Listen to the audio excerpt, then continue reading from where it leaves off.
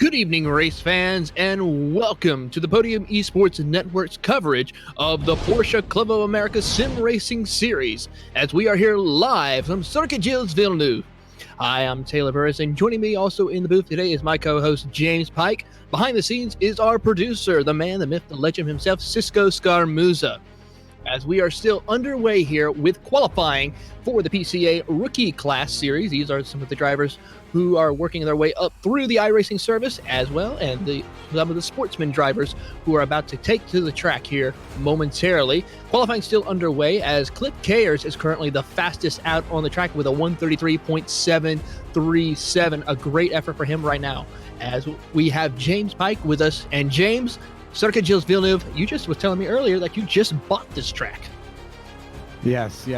I'll admit I screwed this one up because I had a whole fantastic intro ready to go. So I'll go ahead and flip it off now and say bonsoir fans de cause et bienvenue à la diffusion de ce soir sur le podium esports de PCA Racing à Circuit Gilles Villeneuve à Montréal, Québec.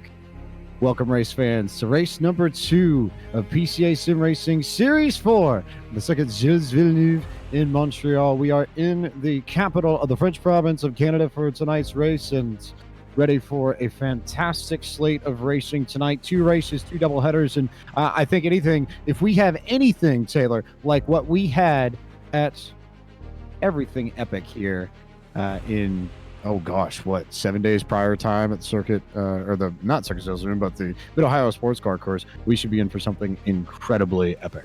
Oh yeah, most definitely. This track is going to be full of excitement, a lot of difficult areas, a lot of difficult chicanes that these drivers will have to face, and I'm pretty sure we'll see a fair driver or two end up hitting the wall of champions before this race is over with in either division that we will have running here tonight, either with, of course, the sportsman and rookie class, and then, of course, the pro class that will be running later on tonight. But right now, qualifying is finishing up here in the next couple of minutes, and we are going to be getting ready to run down the field here as we are looking at close to over 30 cars as we take a look at Google.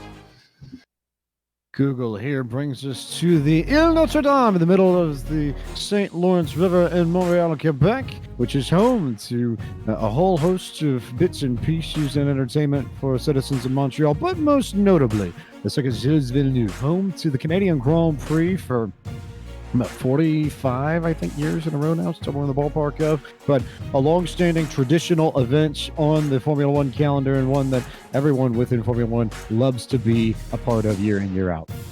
Of course, it's one of the most exciting things, and also, it's also home to one of the Mobile One Porsche Super Cup races that is held here at Circuit Gilles Villeneuve. I mean, and that's an exciting race to watch as well.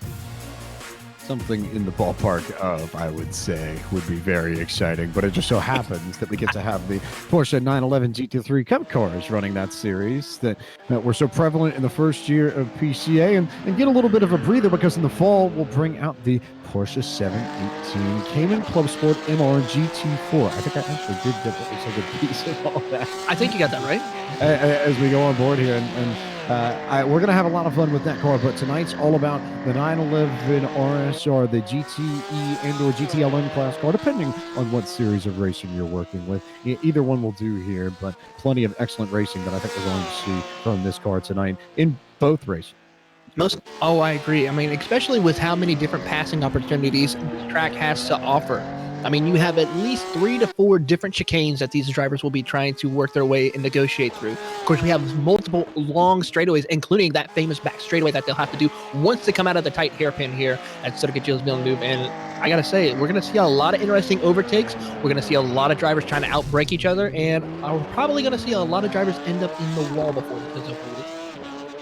I have a feeling you're probably right about that, just because there are a lot of corner exits here, and especially through the middle section of the track, where you've got a lot of really tight entries, and it makes it very difficult to find your place on this racetrack and find a good place to exit, quite frankly, as we get set to bring you the starting grid for tonight's race, for this first race, which will feature the rookies and the sportsmen in PCA Sim Racing. And it begins with Cliff Kerr, who set down a qualifying time of 1 minute 33.737 seconds to take the top spot in qualifying tonight. Joseph Stiffel will run from second. He won last week's race at Mid-Ohio to open the season. Michael Wassel had plenty of speed, and he'll start from the 3rd spot. Last week he was very quick. Igor Soiko was also quick as well, starts from the 4th spot. 5th will be the 911 of Sean Benet, and Christian Rava will begin tonight from 6th. 7th will be the 111 of Patrick Gill, and Drew Kenny begins tonight from 8th.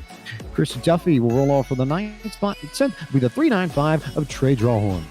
James Su will be starting in the 11th position, followed by Edward Nelson in the 12th position. Gregory Sampson will be starting in 13th, followed by Fasil Yamin in 14th. Scott Bellis will start in the 15th position, with Bruce Robinson in 16th, with Andrew Elsom in 17th. Michael Knight had a great run at Mid-Ohio, come home with a top 10 run. Will start in the 18th position, with Jody Podpora in 19th, with Mark Hoffritz starting out your top 20. Mark Hoffritz start 21st. 21st will be Stacey Awada. Jonathan Patterson will start 22nd. 23rd will be James Bernard, and Gary Rice will start from 24th. 25th will be Owen Pruden. Randall Ayers starts from 26th. Stephen Bukowski will start from 27th. 28th will be Paul Solk. Donald Binkley rolls off in 29th. 30th will be John D'Angelo. 31st will be Lane Sarumi, followed by Brady McCacken in 32nd. Javier Trevino will be starting in 33rd with Ronald Cahill in 34th. Chris Craik will be starting in the 35th position with Timothy Watson in 36th. Brian Swift in 37th with Antonio da Silva in 38th. 39th position will go to Brandon Jadet, and then 40th will be Joseph Gates. And then rounding out your 41 car field, Cameron Leslie. As we take a look at tonight's track facts, this is the circuit Gilles Villeneuve in Montreal, Quebec. It is a 2.71 mile, 4.361 kilometer circuit with 14 turns. Very quick, very short chicane-like hairpin turns. This is a largely straight course. Downforce is not all that necessary because a lot of the corners here are not very high speed. It's a lot of tight turns, a lot of hairpins. This is a very long, narrow course that you see a lot of top speeds on more than anything else. It's a low downforce track to a T. Current sim time is right before 8 o'clock in the morning local time on iRacing J, May 15, 2020. Track temps are 68 degrees Fahrenheit. Air temp is 65 degrees Fahrenheit. Winds are headed to the north at 2 miles an hour, and humidity is 55%. Not terribly bad for sitting right on the St. Lawrence River, but plenty of action to come your way as round 2 of PCA Sim Racing will begin shortly. 2 races on hand tonight. We have the rookie and the sportsman race for those with an I rating of 1,300 and under, and then we have the pro and club race a little bit later on as the green flag comes out and we are underway with racing at Circuit Gilles Villeneuve. We are underway with round 2 of PCA Sim Racing from Montreal, and Cliff Kerr jumps out to an early lead over Joseph Stiffel as they file through turn 1 of the chicanes for the first time. Oh, we got contact going on in that first chicane. Christian Rava, along with several other drivers. Bruce Robinson, big pile up in the chicane right there as multiple cars are severely damaged. And I think it started between Rava and another driver going into the entry, trying to take it 3 wide, something you can't really do in those chicanes. Very tricky to go side by side in a lot of these chicanes. It's a track where you really do have to set up your passes and make sure that you know what you are going for almost immediately. As we see a challenge here for the 3rd spot, Sean Benet putting all the pressure on Michael Wassel as they come through the back section of this course for the first time. Here comes Benet to the inside of Wassel as they work their way towards the 2nd set of chicanes. He is doing a great job right now to catch up, though, but it's still going to be difficult for him as they now head towards that tight hairpin here. This long straightaway, they can carry a little bit of a draft to try to see if they can get to the inside of their competitors, but still nowhere near close. But he's got to worry about Igor Swiker right behind him. He tries to take peek to the inside as it looks like Wassel will wash up a little wide. That tight hairpin in French, better known as Lepingal, as turn 10 is better known to the rest of us. And then the very long straight here, the signature straight of this track, the Jean du Casino, named so notably because the casino is right off there, just on the other side, more towards the inside of the Ile Notre Dame. Ooh, our leader is in the wall of champions right there, hard into the contact. That'll move Cliff Kerr back to 2nd as Joseph Stiffel will take the lead. No surprise there. Joseph Stiffel was able to get the victory in Class last week at Mid-Ohio, and he'll jump out again to a race lead. Is called the Wall of Champions. A bit of an ironic name for that wall, but so named because it's so easy to get on the gas out of that chicane and just try and blast it down the front straightaway. And it's so easy, and we see so many drivers come through there that ended up just getting on the gas too early and sticking themselves in the fence just like Cliff Kerr did. So the question will be whether or not Kerr carries the rest of these damage throughout this race and how it affects his Porsche 911 RSR. We'll have to see. So far, not a lot of damage to it by the looks of things. As far as he's still continuing on and actually gaining back up to Joseph Stiffel as well. He's got a good little slipstream. He's going to take a peek to the outside as they go down towards the next set of chicanes here. Let's see who does well under braking. Stiffel does well to defend. Stiffel does very well to defend, very tight and narrow through these chicanes as they come down the straight and work towards Lepingal and work towards the tightest corner on the racetrack. So incredibly narrow, but it creates a great stadium section, a fantastic atmosphere for the fans, and so many people love to jump in and be a part of this corner, be a part of all the action before they head down the Jean du Casino. That's probably one of the most famous corners in all of in all of Canada, per se. I mean, that's where a lot of action takes place, no matter what form of motorsports competes at this track. Not wrong about that as all. Plenty of action to take place at that place, or that corner along the way, and pretty good battles all throughout the front of this field. Everybody within a second, as you see. Here comes Cliff Kerr working to what would be the outside and then the inside of Joseph Stiffel, and no question, no contest. Kerr jumps back over the front. So if he got in the fence, Taylor, looks like it didn't really affect his 008 Porsche 911 RSR all that much. Not at all. Looks like Stiffel went a little bit wide, had to get on the binders just a little bit in order to make the corner. That allowed Care to take the lead as they go through the second set of chicanes now and making their way up through the field. Wassel, though, is doing a great job of keeping pace with the top two. Also, a very, very nice job. Michael Wassel also leading the rookie class here in this sportsman and rookie race, the first race of two tonight for PCA Sim Racing, as Cliff Care continues to pace the field, and Stiffel has fallen back a little bit towards the clutches of Wassel. They'll work their way through the second set of chicanes here. Stiffel misses the Stiffel misses the chicane and goes to the grass, so Wassel will get by. Sean Benet will get by. Benet will now have a run on Wassel as they head to left and go, and there goes Benet to the inside. He'll have the position on Care as they come into the hairpin, and he'll dive right down to the inside and try and take the position. Will he drive it in deep? No, he won't. And also left the door open for one more car to get through. Igor Soiker for the Chesapeake region was able to slip underneath him, so Soiker now jumps up a spot in this race. Wassel was very disappointed with that pass. I mean, he was trying to get to the inside, but he saw Benet just could not be able to close that door on him quick enough as they now head down the casino straight in towards that final chicanes, towards the Wall of Champions. Let's see how well they do through that section of the course as they come up just right up against that tire barrier in order to get right there and continue on the course. Very close racing between these drivers.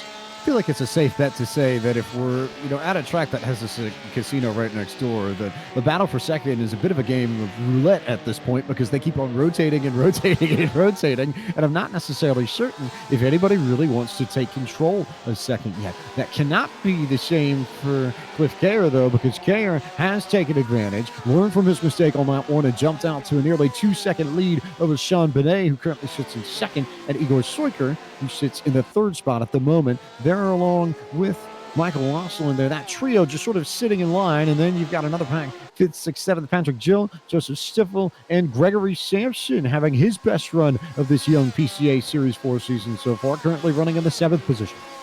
Yeah, great effort for Sampson right now as he continues on heading towards that next set of chicanes. Let's see if he does a good job. Yes, he actually gains a little bit of time on Joseph Stiffel through there as he is working his way up. Actually ran almost 3 seconds faster last time around compared to Joseph Stiffel as they are making their way to that hard hairpin corner. A lot of drivers locking up, almost going to go 3 wide as Igor Soiker will get to the inside of Sean Benet to take second place, but Benet back on the gas a little quicker, and he will try to hold on now as they go down to the casino straight.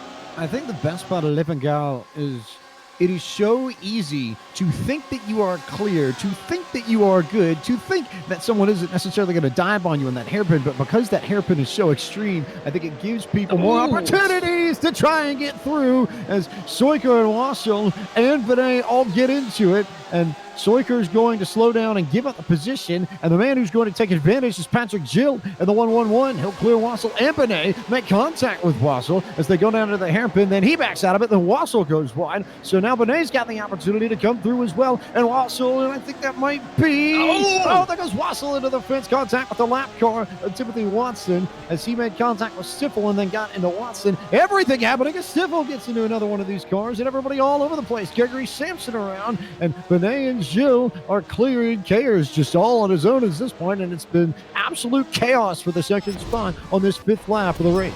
Care was wondering what just happened. I mean, he saw a car maybe behind him closing in, maybe a little bit here or there, and now he's all by himself. So this is the perfect opportunity for Care to just bide his time, take care of his car, maybe pit stops a little bit later on, try to see if he can conserve a little fuel even to get less fuel put in that car.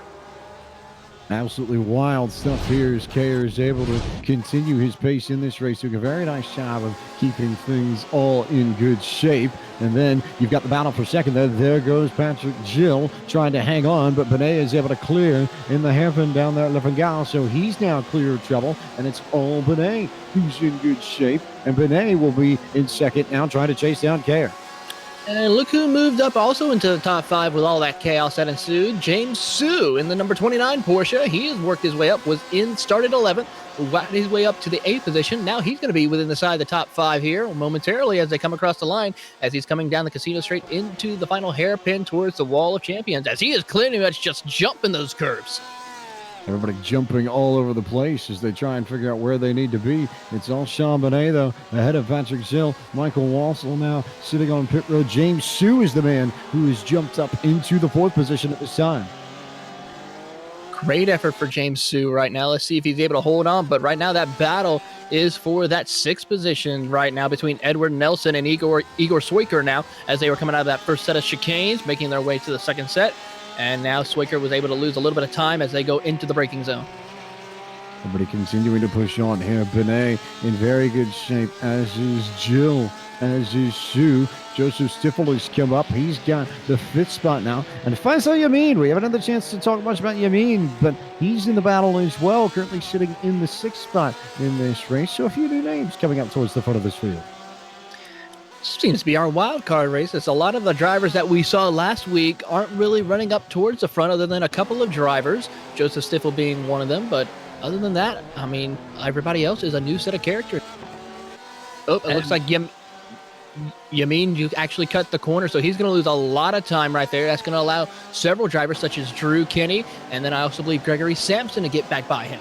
But the man, as Sampson now misses the hairpin completely almost. Samson missed the hairpin. The man you need to watch, though, is Edward Nelson, because all of a sudden, Nelson is the driver who's taking advantage of all of this and is now up into the 6th position. So that number 1 machine gunning for P1. He's got some work to do to catch Cliff Kayer, but for the moment, not a bad place to be if you're Edward Nelson as he works his way past the wall of champions and back towards the front stretch. A great run for him, and as well, he started in that 12th position, has to now deal with Igor Swiker now, who's right behind him as they come across the start-finish line, heading into turn 1. The great job as Swiker looks to the inside. We see Nelson run a little bit wide, but he has the inside advantage for the next set of hairpins as they come out of there, but Swiker will take the position. Swiker doing a very nice job of setting everything up and getting around Edward Nelson to claim that 6th spot. So Swiker with plenty of speed. I think it's for a lot of these drivers in the top 5, if you could just minimize the mistakes, you'll be in great shape. But there have been so many mistakes, it's almost like they've traded them off. One and then another and then another and then another throughout this race. And no one's really wanted to wrest away control of 2nd or 3rd or even 4th at this stage. It seems like nobody is really showing a lot of patience except for a couple of drivers right now. Everybody's really just going for it and not taking their time waiting for the right turns to make those passes. They just seem to be going for it a little bit too hard. Might need to conserve a little bit, see if they can take it back a notch, but we'll have to see what happens as the run goes on here. We're right on board with the 111 of Patrick Gill, who's trying to chase down Sean Benet. He's not terribly far back of Benet at this stage, sitting maybe about a half second behind the 911. This will be the battle for P2 in this race to try and figure out who wants to go after Cliff Kayer, who incidentally is not only in the lead, but about 7 seconds up the road. So Kayer might be the one driver who really has taken control of this race as Gill continues to close on Benet as they work their way through 1 and 2. See what he can do as they go into the first set of chicanes. Jill can't quite get to the inside of Benet, but Benet makes a small mistake right there coming off corner exit, but is able to maintain that 2nd place position as they're now heading up to the second set of chicanes right now. Gil getting really hard onto the binders right there, but is still able to not gain any ground whatsoever on Benet. I'm feeling you're probably on to something there as we see these two go hammer and tong back at it once again through the chicanes one more time, and absolutely no room for Benet to breathe. Jill is right there if Benet decides to slip up, or especially if they get down to Lippengale. It seems like that's the area of the track where people have been able to jump in and do some really crazy things so far as passes go, as we see Benet slide a little bit wider in the corner, but we'll slip a little bit further back and find John D'Angelo. He's got a pretty good battle with Brian Swift and Gary Rice, all right there in company and right there around 16th, 17th on the racetrack. Yeah, he actually had a slowdown by the looks of things because he is quite slow indeed and let by several drivers such as Shane Bernard and Gary Reese as they are now. He has to deal with the pressure also of Donald Binkley as they go into the next chicanes right there. A lot of close brake checking right through that section. As you see, looks like Gary Reese got a little bit loose coming off corner exit. Yeah, Reese, I think, did get a little bit loose off of corner exit. John D'Angelo still in control of this and still doing a very nice job hanging tight. And then he goes a little bit wide of the chicane himself. So D'Angelo trying to hang on to the spot over Gary Rice. But actually, Rice is in front of him. And Rice did slip ahead of him. Missed that, Marcel. Fair enough. Yeah, Rice is now dropped back, and he's actually going to lose another position, possibly to Donald Binkley, who actually just overshoots the corner and just actually completely misses it. Has to back down to let John D'Angelo by. So he backs down. He lets D'Angelo by, and now we continue the battles here on the racetrack. And got a good battle for that 12th position. Oh, actually, nope. The Mark Hofferitz decides to go down pit road. So Hofferts will go down pit road for service, and we'll try and get a little bit of fresh rubber on the car. And as we look through the field, Ed Nelson and Christian Rava in a good battle for 9th and 10th. Same can be said a little bit further back as well. Good battle between Owen Pruden and Mike Knight in 26th and 27th. We'll turn our attention now to Nelson and Rava, this being one of the best battles on track at the moment. Yeah, Rava's doing a great job trying to catch back up as they go into the third set of chicanes, actually, working their way up through there. Rava gets a good run off corner exit on Nelson, but can't seem to quite get enough power. He does have a lot of damage to that nose of that Porsche 911. It's going to be difficult for him to try to get any aero help from that car right now, but he's trying his best to gain as he looks to the outside through the chicanes there and still not able to get anything. Let's see what he can do when he goes to a left and gal. See what he can set up here going into that corner. Nothing much, I think. He's a little bit too far back. He got close. He got really close to Ed Nelson, but not quite close enough to make the move as they come out and head on onto the Jolly Casino. But still Ed Nelson in control of the spot over Christian Rava. He'll have to try something possibly towards the Wall of Champions chicanes right here. Gets a good little bit of a draft right here to help get a nice run set up. Still not going to the inside yet. Will he just follow suit through the chicane? The answer will be yes this time around, as we see now Edward Nelson go down pit road. Ed Nelson continues to head down pit road and sorts it out as Drew Kenny shuffles his way down pit road as well. A lot of drivers beginning to come down for service here as we peek through the field and see who's doing what. Gregory Sampson also on pit road as well, but it's still all Cliff Kayer in front over Sean Bonet by about 7.5 seconds in this race. And James Hsu now really has locked down the third spot over Joseph Stiffel. Stiffel now about 2 seconds back. It's now very spread out amongst the top 10, top 11, top 12 drivers. You have to go back to John D'Angelo and Donald Binkley in 17th and 18th, which is a battle that we've already talked about a little bit here before you can find some nose to tail action. I'm going to take a look at, well, actually, Jody Popora went down pit road already. There was a good battle as Chris Cake goes into the barrier in that number 38. He's back in 33rd position, but hit the barriers pretty hard, and it's slow at coming off corner exit down the front straightaway.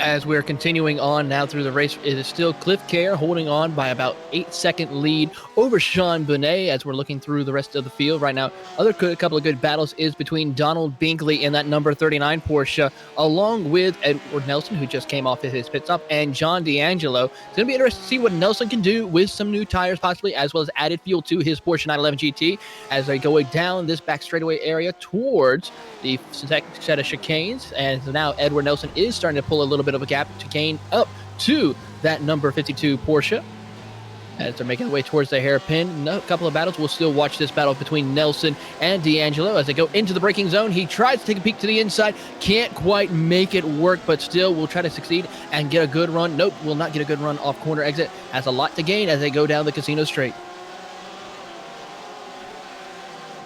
Looking through the rest of the field to pick up a couple of more battles right now. So far, everyone's evenly spread out. No real major contentions throughout the field right now. As we got confirmation that Michael Wassel has decided to pull it behind the wall. His day will be done here. As we now get a replay of Nelson. More problems indeed for Nelson as he had jumped the chicanes coming towards the Wall of Champions. Multiple cars involved with this one. He just really tried to overshoot it. And then John D'Angelo jumped the chicanes. Donald Binkley trying to avoid it as well. I mean, multiple cars involved with this. I mean, they almost come to a complete stop as there we see not James Bernard. Who was that? I'm trying to get the number of that car. It looked like Randall Ayers almost made complete contact to the outside wall as well towards the pit entry. And it caused a lot of chaos through there on the front straightaway as it still goes on between those drivers, Nelson and D'Angelo making contact. Plenty of drivers in trouble here about midway through this race, and a lot of drivers struggling to get their way around this racetrack. It's a tough one. I think people usually tend to undersell this. They don't necessarily think of this as a technical track just because we know it for its long straightaways, but you really do have to be careful in the braking zones because the just changes in the difference in speed are so extreme here. You blitz down a straightaway and then are hard on the brakes into a corner. You blitz down another straightaway, you're hard on the brakes into the corner. And it's like that lap in, lap out, lap in, lap out. There aren't really any places where you roll into the brake. Everything is stand on it for the most part. And that makes this place very difficult to get around cleanly and consistently, especially over a 45-minute period.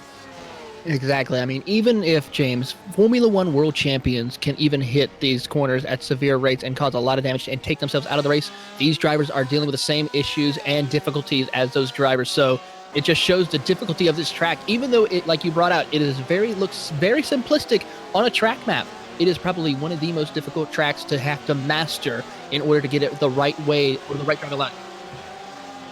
As we work our way through the lap 1-1. Cliff Carrier has come in and has had to step away from the race. Personal matters to attend to. So Carrier will start falling down the order, and Sean Benet will be the one who takes control of business here. And he will come down pit roads for service as well. So Benet will dip in, and now Joseph Stiffel will be the one that we have to watch out for. Stiffel will be the one to assume the lead if he can get back to pit road and get past Benet on track. Sawyer actually would be the leader, actually, once we get through the pit stop cycle, actually, James.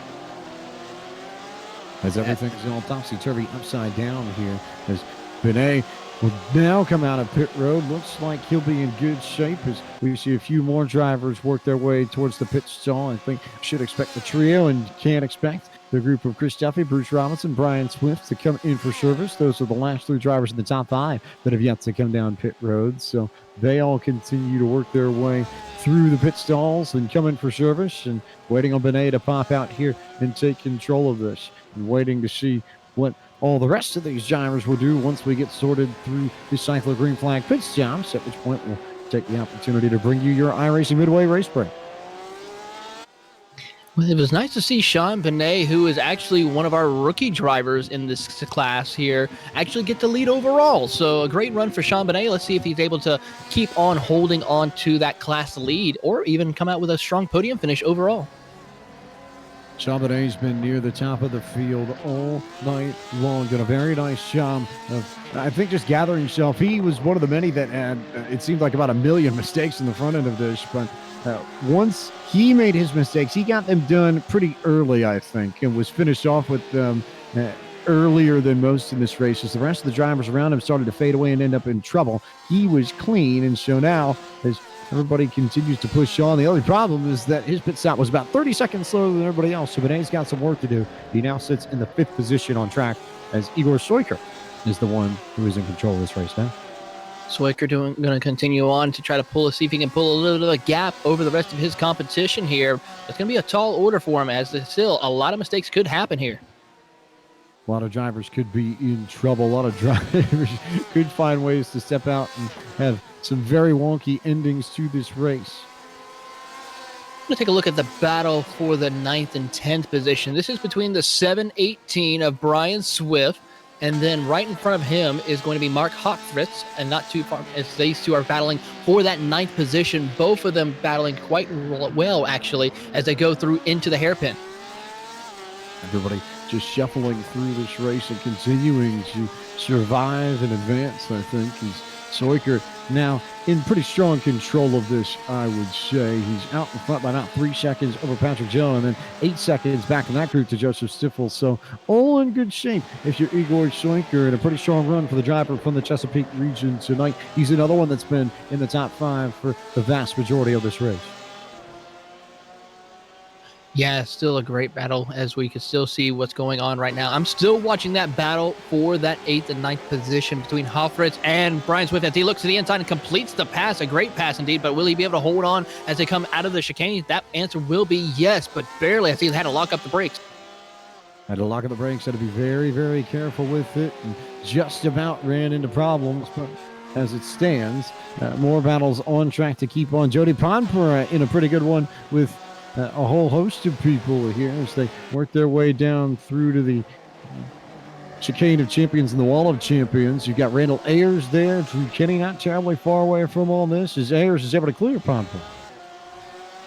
Yeah, he is, but he's going to lose a lot of positions indeed on that, and he could possibly actually go a lap down here momentarily as he is dropping down. Everybody just sliding down to the field. A little bit of trouble behind Ayers as one car goes sideways. It was Drew Kenny that got into it. I couldn't tell who that was alongside Kenny, but Kenny running right behind that group. And somehow, just sort of surviving. We'll figure out what happened as we take a look at the replay. Just like they sort of drove across the nose. It looked like they almost crossed apexes, Taylor. I think that might be the best way to describe what happened. I would have to agree on that, and it looks like those cars trying to go to the same spot and could not make it work for them. Unfortunate for those drivers. They will have to try to get some damage repair if need possible, but not a lot of time left on the clock. Not a lot of time left on the clock at all. We've already cleared the halfway point, so seems like a good a time as any to bring you tonight's iRacing Midway Race Break, which is brought to you by iRacing, the world's leading online racing simulation. Developed from the beginning as a centralized racing and competition service, iRacing organizes, hosts, and officiates races on virtual tracks all around the world. iRacing is home to a wide variety of officially sanctioned series, with racing for the Australian Supercars, the Cars Tour, IndyCar, IMSA, NASCAR, the World of Outlaws, and more. Pacing this race is Igor Soiker in the 17 over Patrick Gill in the 111. Joseph Stiffel runs in the third spot. Fourth belongs to the 88 of Christian Rama. Sean Benet sits in the fifth position. Sixth belongs to the 42 of Chris Duffy. Bruce Robinson in the 386 runs in seventh. Brian Swift in the 718 holds the eighth position at this time. Mark Hoffritz runs in the ninth spot. And 10th belongs to the 29 of James Sue. Michael Knighton is doing a great job working his way almost into the top 10. He's going to be in the 11th position with Gary Rice in 12. Donald Binkley is sitting in the 13th position with Drew Kenny in 14th. Randall Ayers having a tough time, but has worked his way back up to 15th position with Jody Padpora in 16th position. Gregory Sampson is currently sitting in the 17th position with Scott Bells in 18th, the last car on the lead lap. And the first car on the lead lap will be Faisal Yaman, followed by Javier Trevino, rounding out your top 20. Trevino runs in 20th. Brandon Jadot runs in the 24th position. 22nd is fan favorite of the chat, Trey Drawhorn. 23rd belongs to Lanre Sarumi. And Brady McMacken runs in 24th. Owen Pruden holds the 25th position at this time. 26th belongs to James Bernard. John D'Angelo holds the 27th spot. 28th belongs to Ronald Cahill. Andrew Elsa runs in the 29th position. And 30th belongs to Ed Nelson. Cliff Cares is now DNF with the 31st position, as well as Chris Cake sitting in 32nd. In the 35th position is Stacy Iwata, followed by the Stephen Bukowski in 34th. Timothy Watson is currently sitting in 35th position with John Patterson in 36th. Michael Wassel is currently DNF with 37th, and Paul Solik rounds out your 38 car. Patterson and Trouble Antonio, Silva Joseph Gates, and Cameron Leslie ran out tonight's field, and that concludes tonight's iRacing Midway Race Break. With over 80,000 drivers on the service and over 80 laser scanned tracks and cars to choose from, iRacing is the original esports racing game. For more information, visit iRacing.com today.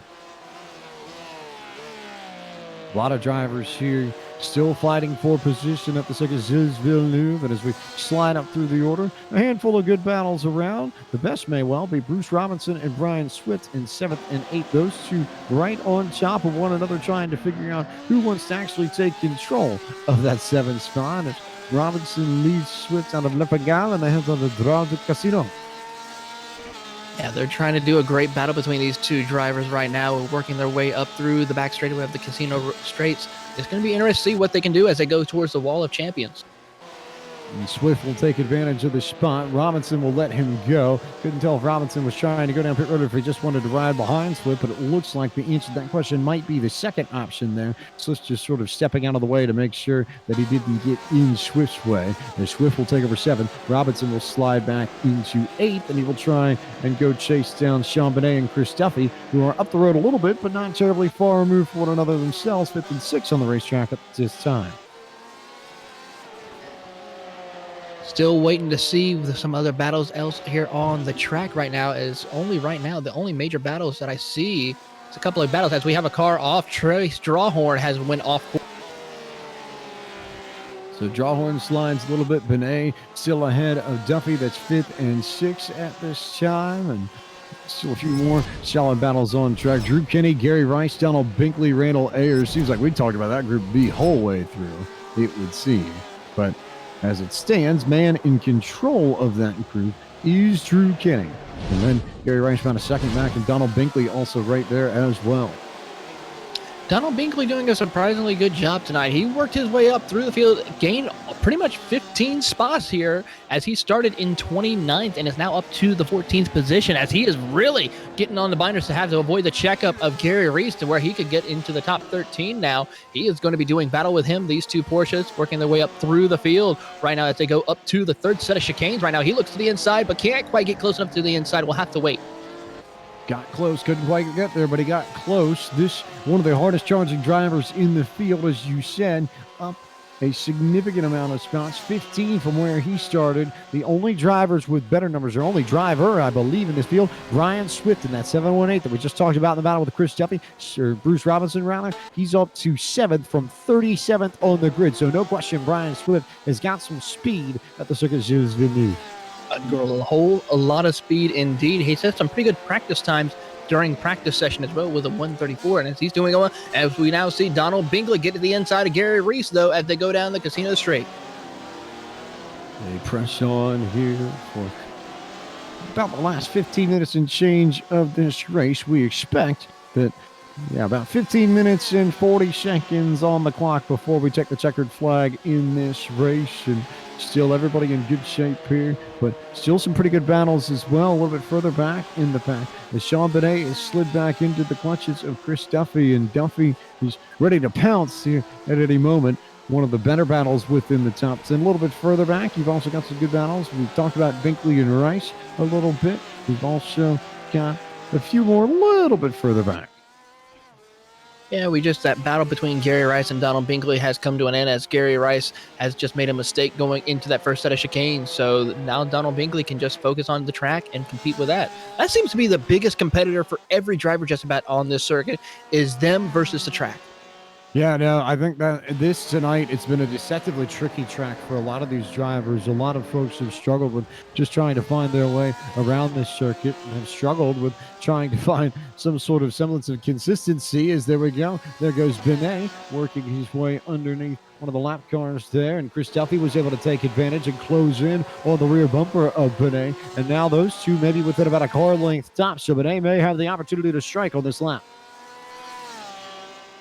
Yeah, it's going to be a great opportunity for some of these drivers to pick up spots as they are now working their way up through the field right now. But still, I see a lot of drivers struggling still as the clock continues to wind down. A little bit of a wide exit for Benet in the second set of chicanes. One more to go before they make the move down to Leppengal. And Benet still right there. This is as close as he's been to Duffy's rear bumper within about the last 5 or 6 laps. You know he'd love to take advantage if he can get the right kind of run down to the Leppengal. Normally, I'd say he might not be close enough, but as they come into the corner, you never quite know with as deep as these drivers are willing to go. And he's going pretty deep right now. Leppin got contact. Not a surprise there at all. He went deep and looked for it. And those two will come together and somehow will unstick themselves. They fought hard, and I think Duffy is going to give Benet the spot back, but not before it brings in a little bit more company. There's Brian Swift is now not terribly far back. He's working his way around lap traffic. He's a little bit further back on the Droit du Casino, but still really good battling there between Benet and Duffy for 5th and 6th. Leppengal strikes again for these drivers as they now come up to the wall of champions. They had to avoid evasive maneuvers on one of the drivers that came up through there. That was Fasal Yamin right there in the number 40. So almost hit hard into the wall of champions. So great recovery driver for some of these drivers who avoid accident here as they go into the first set of chicanes once again, and it's still Duffy and Benet battling it out. If it's not Leppengal, it's the Wall of Champions. If it's not the Wall of Champions, it's one of these chicanes. It just seems like it doesn't necessarily seem like there's one particular corner on this racetrack, especially in this race where we have problems. It just seems like everybody's been running around all over the track, and it's been a tremendous challenge for these drivers to hustle this 911 RSR around the circuit. I think next time we ever come back to this track, we just need to put a camera on each corner and just be like, okay, we can see that there's an incident going on that one and that one at the same time for everyone to see. Because there's just so many incidents. Exactly. I like that thought. Good battle hanging out here. We haven't talked about 18th and 19th. About Faisal Yamin and Javier Trevino, as Yamin wasted no time to get underneath him and then just drove right past him. Got into Trevino just a little bit and took advantage of it to take the spot. So Yamin up into the 18th position. You can move Trevino back down to 19th. I tell you one thing I want to point out right quick. Michael Knighton Oh, Trevino actually just missed the chicanes right here, as well as several other drivers, as he is now going. Actually, Trevino Lepengal completely going to lose multiple positions. So he's slides to Lepengal. Meanwhile, haven't had the chance to talk about Mike Knighton all that much. One of the members of the steering committee, one of the cleanest cars on the racetrack, hands down. He drives through Lepengal a little bit wide, though. I was about to say that he's chasing James Sue for the 9th position, as Sue has been consistently back half of the top 10 for a good chunk of this race. He jumped up into the top 10. A lot of the drivers in the front end got into trouble in those early first few laps. It has been a mainstay up there since. And Knighton was getting closer to the 29, but after that run in Lepengal, it cost him about 1.2 seconds. He was about 0.4 back before they entered the corner, now about 1.6 back as they come across the start-finish line. So Knighton will have to step back and regroup. And that once again means that the Benet-Duffy battle that we've talked about ad nauseum is the closest battle within the top 10. Also, now the closest battle on track. It's the only battle within a second. It's going to be a close battle for these drivers indeed as they're working their way up through, and it's not a lot of time. If I look correctly on the timing and scoring, we are just under or right around the 10-minute mark here momentarily, so it's going to be even tighter battle as they continue pressing forward. A very tight battle for all these drivers as Benet is there, ready, waiting, wondering when his moment's going to come to find a way to escape Chris Duffy. And Duffy, all the while, just trying to get close enough to force a mistake. I don't even think at this place, and especially with the way this race is panned out, I don't necessarily think you have to force the issue on Benet. I almost think if you could just get in his rearview mirror and make him start thinking just that little bit more about some of these entries into a lot of the corners around this circuit, that it might be enough to make not even Benet slip up, but anybody slip up, and it might open the door for Duffy to make the pass. It will be a really great opportunity for these drivers to make a pass, and Duffy is going to be one of those ones who will take advantage of Sean Benet if he makes that mistake. All right there, ready to go. If Benet makes a mistake, but he's been very clean so far, no question about it. Benet done a very nice job in the second half of this race as we work in the final 9 minutes of this race. Benet also leading the rookie class right now as well. So a very strong run for the driver in the 911 of all numbers. How fitting. Of course, a very fitting number indeed for him as he is finishing up now as he works his way through the field. Has to still hold off Chris Duffy for this battle here for that 5th and final position in the top 5. Sitting in that final spot in top 5. Also a little bit further up the track, Patrick Gill, Christian Rava now beginning to close over one another. Rava beginning to stalk the 111 and makes a big dive there. You can see the kind of gap that he gains in Lepengal as they come down the road to Casino. Look at the kind of moves Christian Rava is able to put together. Might have a battle for the final spot on the podium within the next lap or so. Yeah, Patrick Gill has to definitely put the hammer down to try to hold off Christian Rava as they're now working their way still down the end of the Casino Straights and now coming up towards the Wallace Champion chicane. You see Rava go to the outside, really hard braking zone through there. Let's see if they're able to make it through. No problem. Yes, they will as they continue.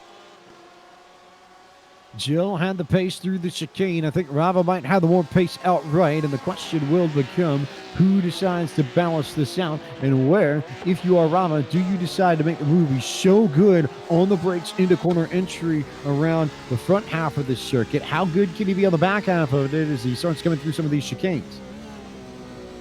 Let's see what he's able to do now as he continues on coming to the back half of the chicanes. It's only going to be a matter of time for these drivers, and Rava is definitely putting the pressure on.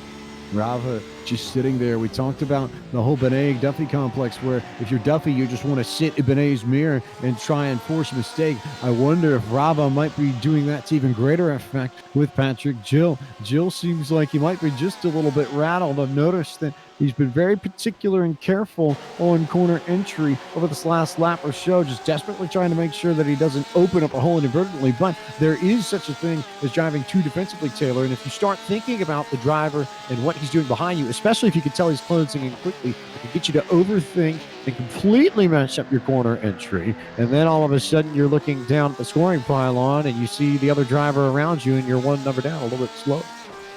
Yeah, it's going to be a matter of time, and it's a lot of drivers who have struggled through that section with that corner.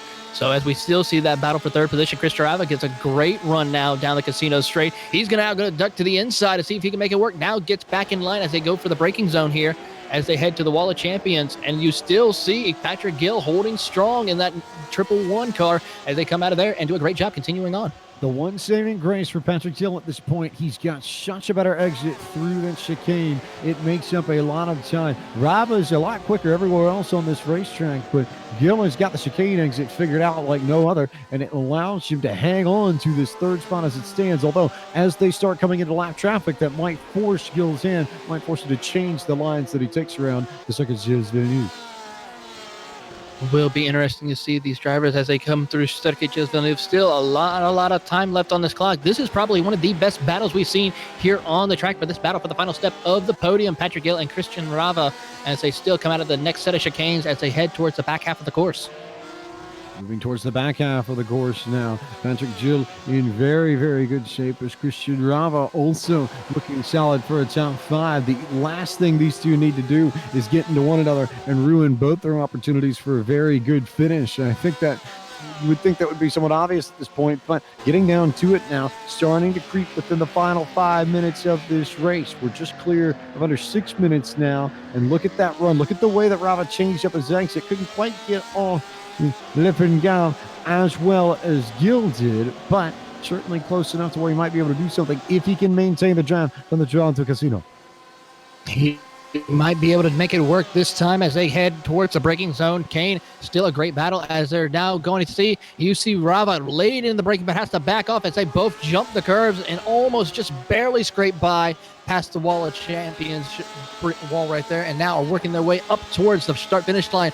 Rava doing everywhere, trying to find the right line to try Patrick Gill, but as now Joseph Stiffel has moved back to the 4th position. A much better line from Rava through that final chicane last time. And now here he comes looking to the inside. I don't know if he'll have the opportunity to get there once they hit this first set of chicanes, but he backed up his quarter entry in the final chicane right by the Wall of Champions and was able to carry more speed out of that corner down the front straightaway. That's where Gill had been beating in the last 2 or 3 laps. And now as they work through the back half of this course and the set of chicanes all over the place, Christian Rava is right there on the rear bumper of Patrick Gill with 5 minutes to go in this race. PCA Sim Racing Round 2 Series 4. There we go. Lights flash. You can tell he's trying to get into his head now. He is trying to get in his head. That is something that these drivers will try and do to come try to see if the other driver in front of him will make a mistake. Right now, though, Patrick Gill not budging an inch. He is going to battle Christian Rava straight to the very end as they now work their way down towards the hairpin. He's going to look to the inside. Will he make it stick hard into the braking zone? Will there be a mistake? Will there be contact? The answer will be no. Rava will complete the pass, but Gill will try to cross over. Will not work this time, though. Brilliantly done from Christian Rava, no question. He got down there, got deep in the brakes, I think.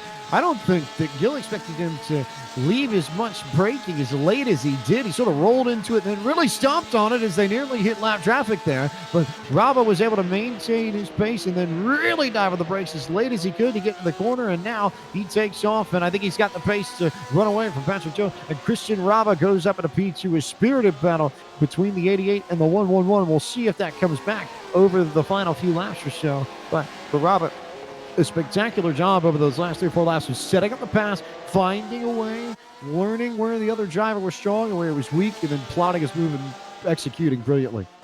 And he looks like he's going to execute that brilliantly now as we have Igor Swaker still holding strong, though, pretty much in dominating fashion, looking back up at our leader as he is closing into the final minutes here at Circuit Gilles Villeneuve. But still, the best battle on the track is between Christian Rava as he almost made a contact with the lap car of Randall Ayers. This is now going to change things up quite a bit. Will Patrick Gill be able to catch back up?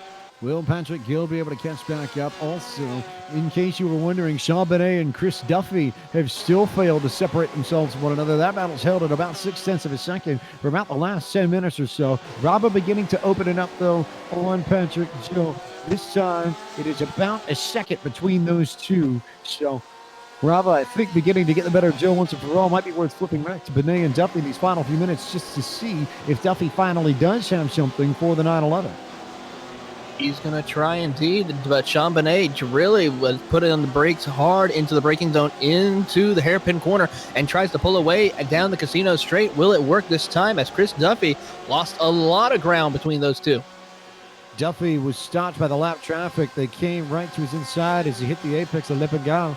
and he just had nowhere to go. Wanted to come down to the inside and apex that like he normally would, but had the traffic in the way, and he obviously couldn't turn down on them, so he was stuck on the outside. But there's one place you do not want to be stuck in the outside lane at. That corner, maybe more so. Ooh, trouble in the first chicane. Christian Rava breaks and lose control of the car. This will give Patrick Gill back up into the second position, as Joseph Stippel is not too far behind either.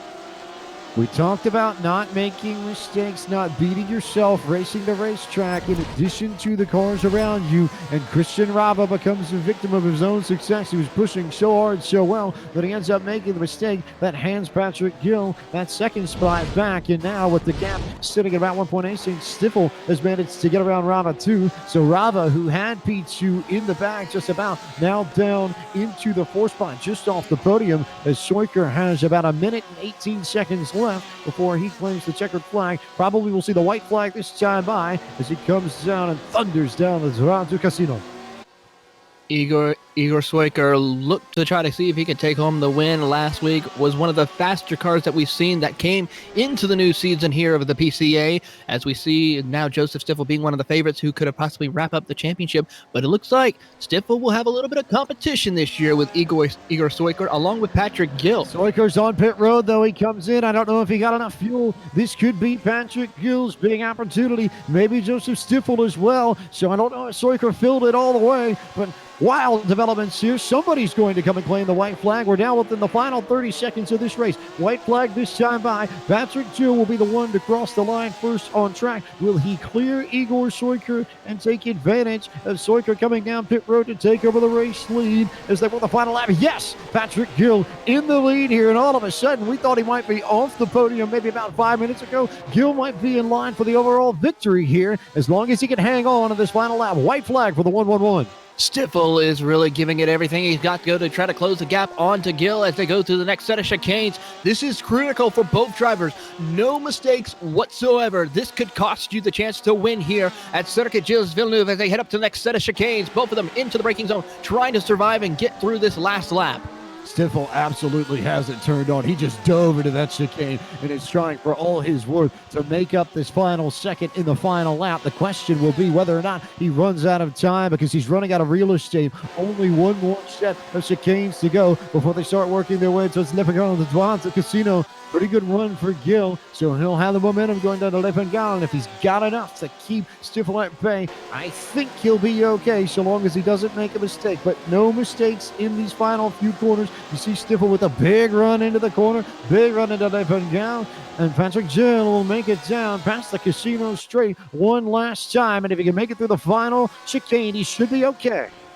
A little bit of lap traffic up ahead of them, but that should not be a factor unless they make a mistake into the wall of champion chicanes. Stiffel, though, pounding through the finals back straightaway here as they go into the chicane for the final time. There is Patrick Gill, who survives the madness at a topsy-turvy final 5 minutes of this first race of the night. And Patrick Gill of the 111 comes across the start-finish line to win round two's rookie and sportsman race for PCA Sim Racing Series 4 of the Circuit Gilles Villeneuve. Stiffel was second overall, and Sean Benet comes home in third. Sean Benet also wraps up the rookie class win, so a great job for Benet. All that hard work paid off with him, a podium and a class win. Podium and a class win, all sorts of skill across these top drivers. And I think you look at this group here, and especially compared to some of the other drivers in here, a lot of these drivers that managed to succeed and have strong finishes across the board, a lot of drivers who didn't end up in too much trouble managed to keep. Drew Kenny also trying to get a podium in class here, coming down the casino straight all by his lonesome, currently sitting at 11th overall, but looking for P2 in the rookie class to join Sean Benet on that podium.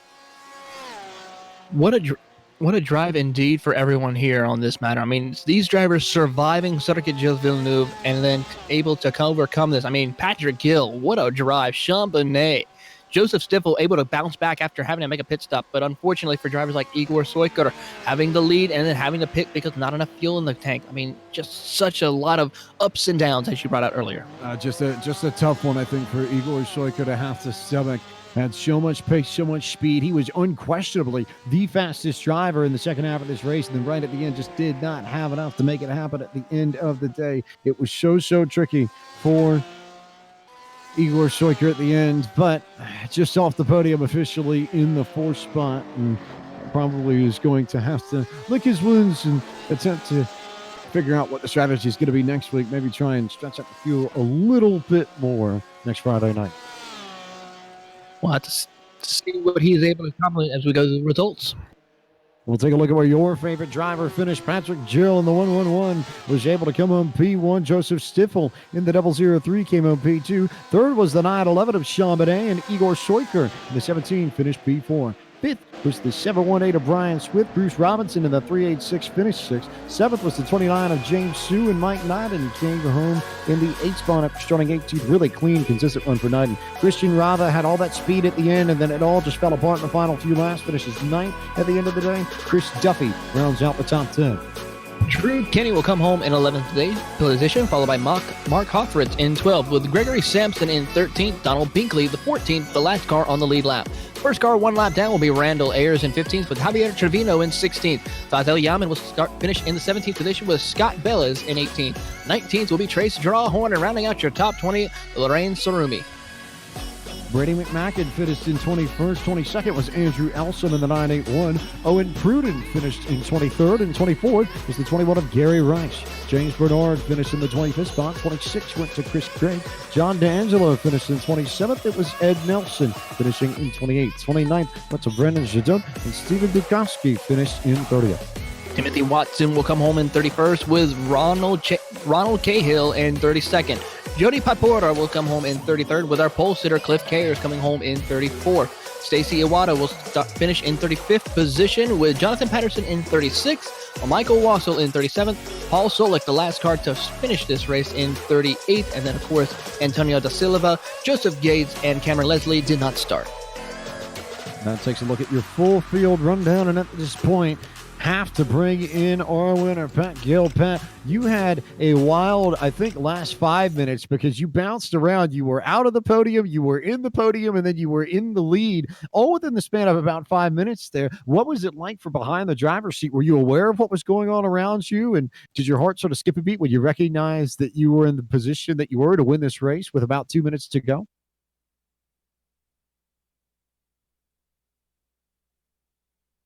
He's so excited we left him silent. He's speechless, Taylor.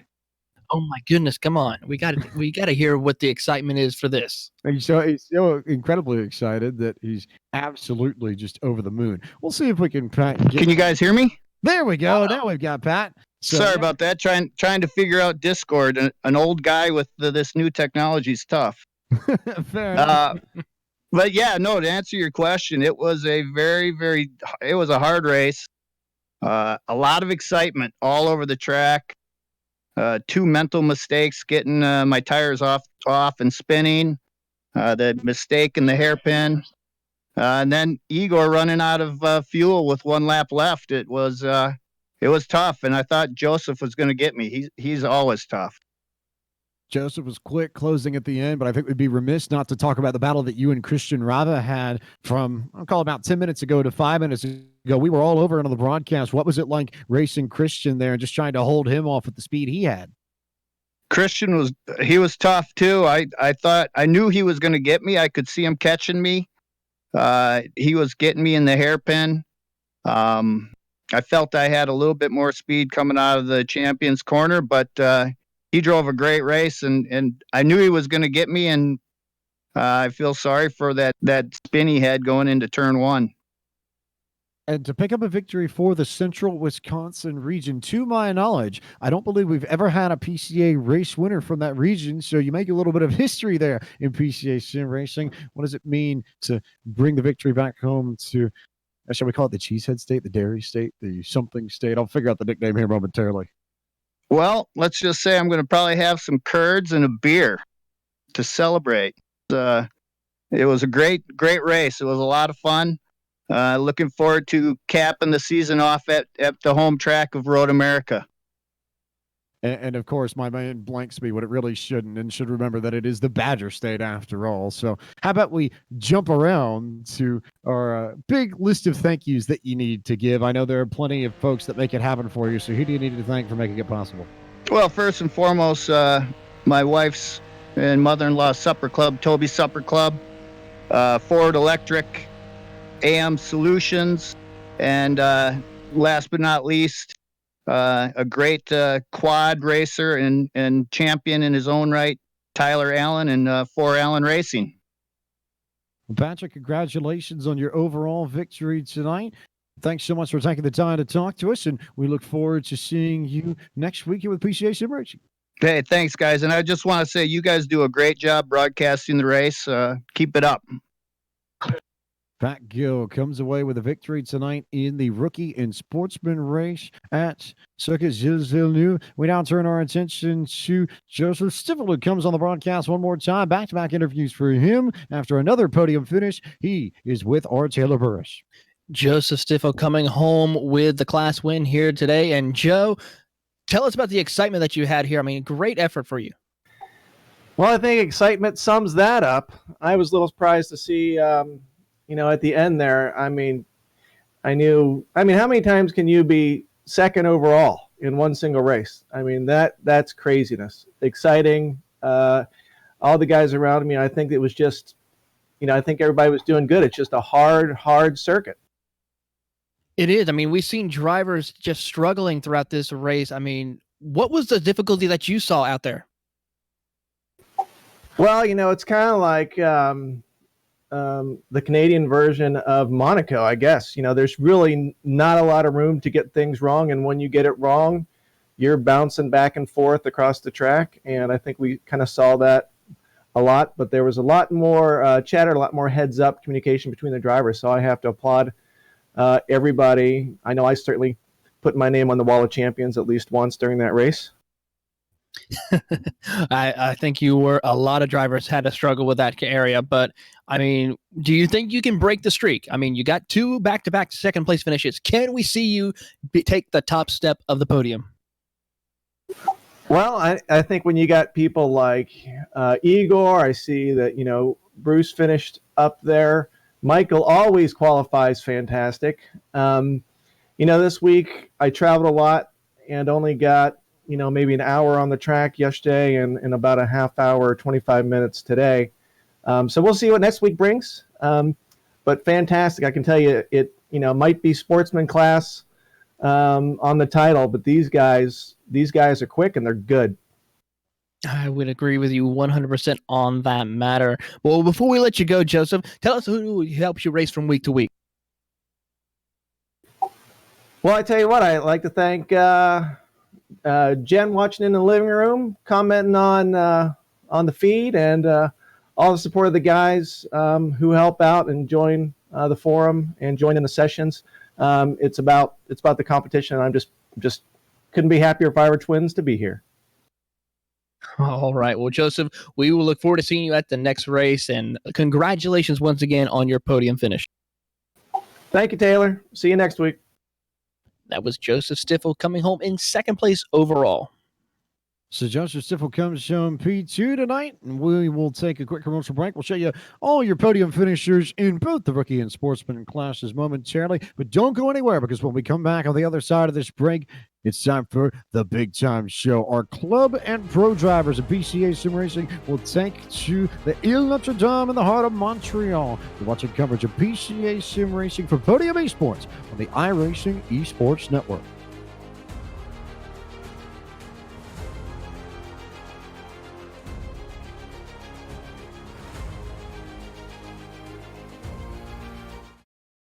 Virtual Racing School was developed to provide support to the next generation of sim racers.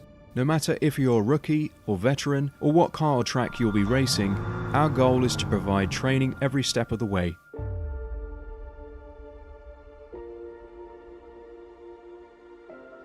We found that iRacing can be quite difficult without proper training.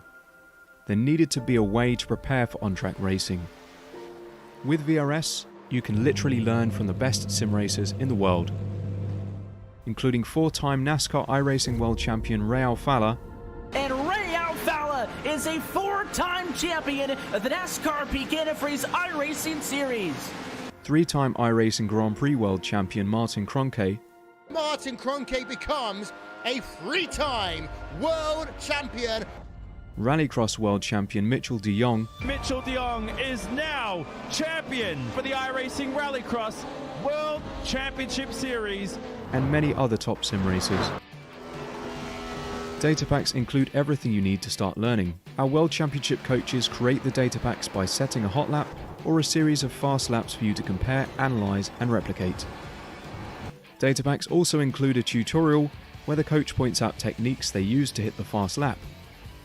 This gives you access to the latest driving techniques and setups before you even hit the track. Sign up for a free account and download the VRS telemetry logger. With this application running seamlessly in the background, your laps automatically start syncing to the VRS website. From there, you can analyze and compare 2 laps of your choice, whether it's your data, the coaches, or your teammates. VRS will automatically target improvement opportunities so you can get up to speed even faster.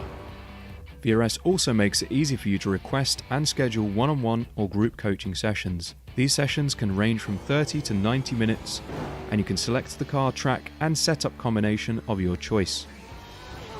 Visit virtualracingschool.com today to sign up and get started.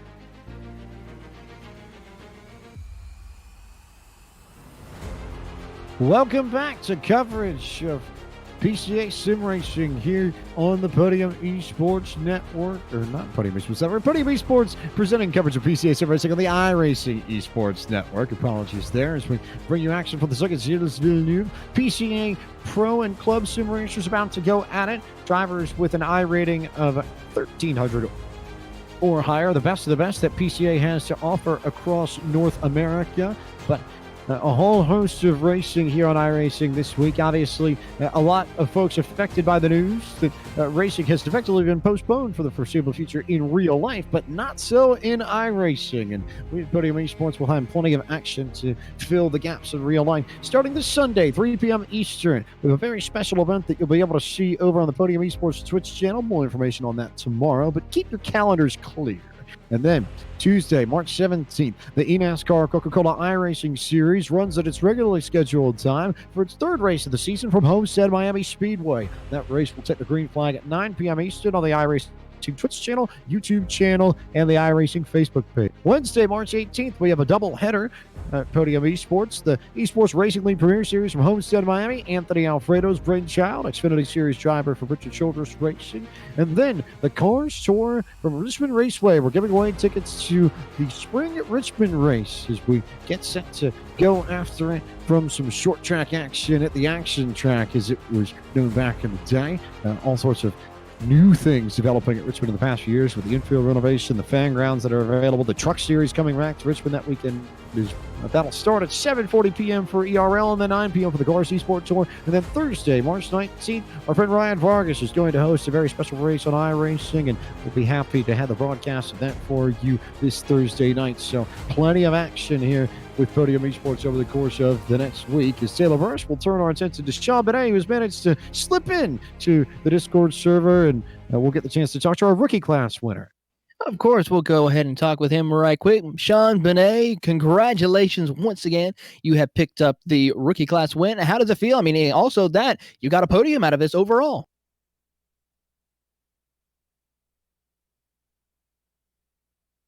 And Sean, do you have a copy? I guess Sean's having a little difficulty with his mic, so we'll come back to him when he gets all set up.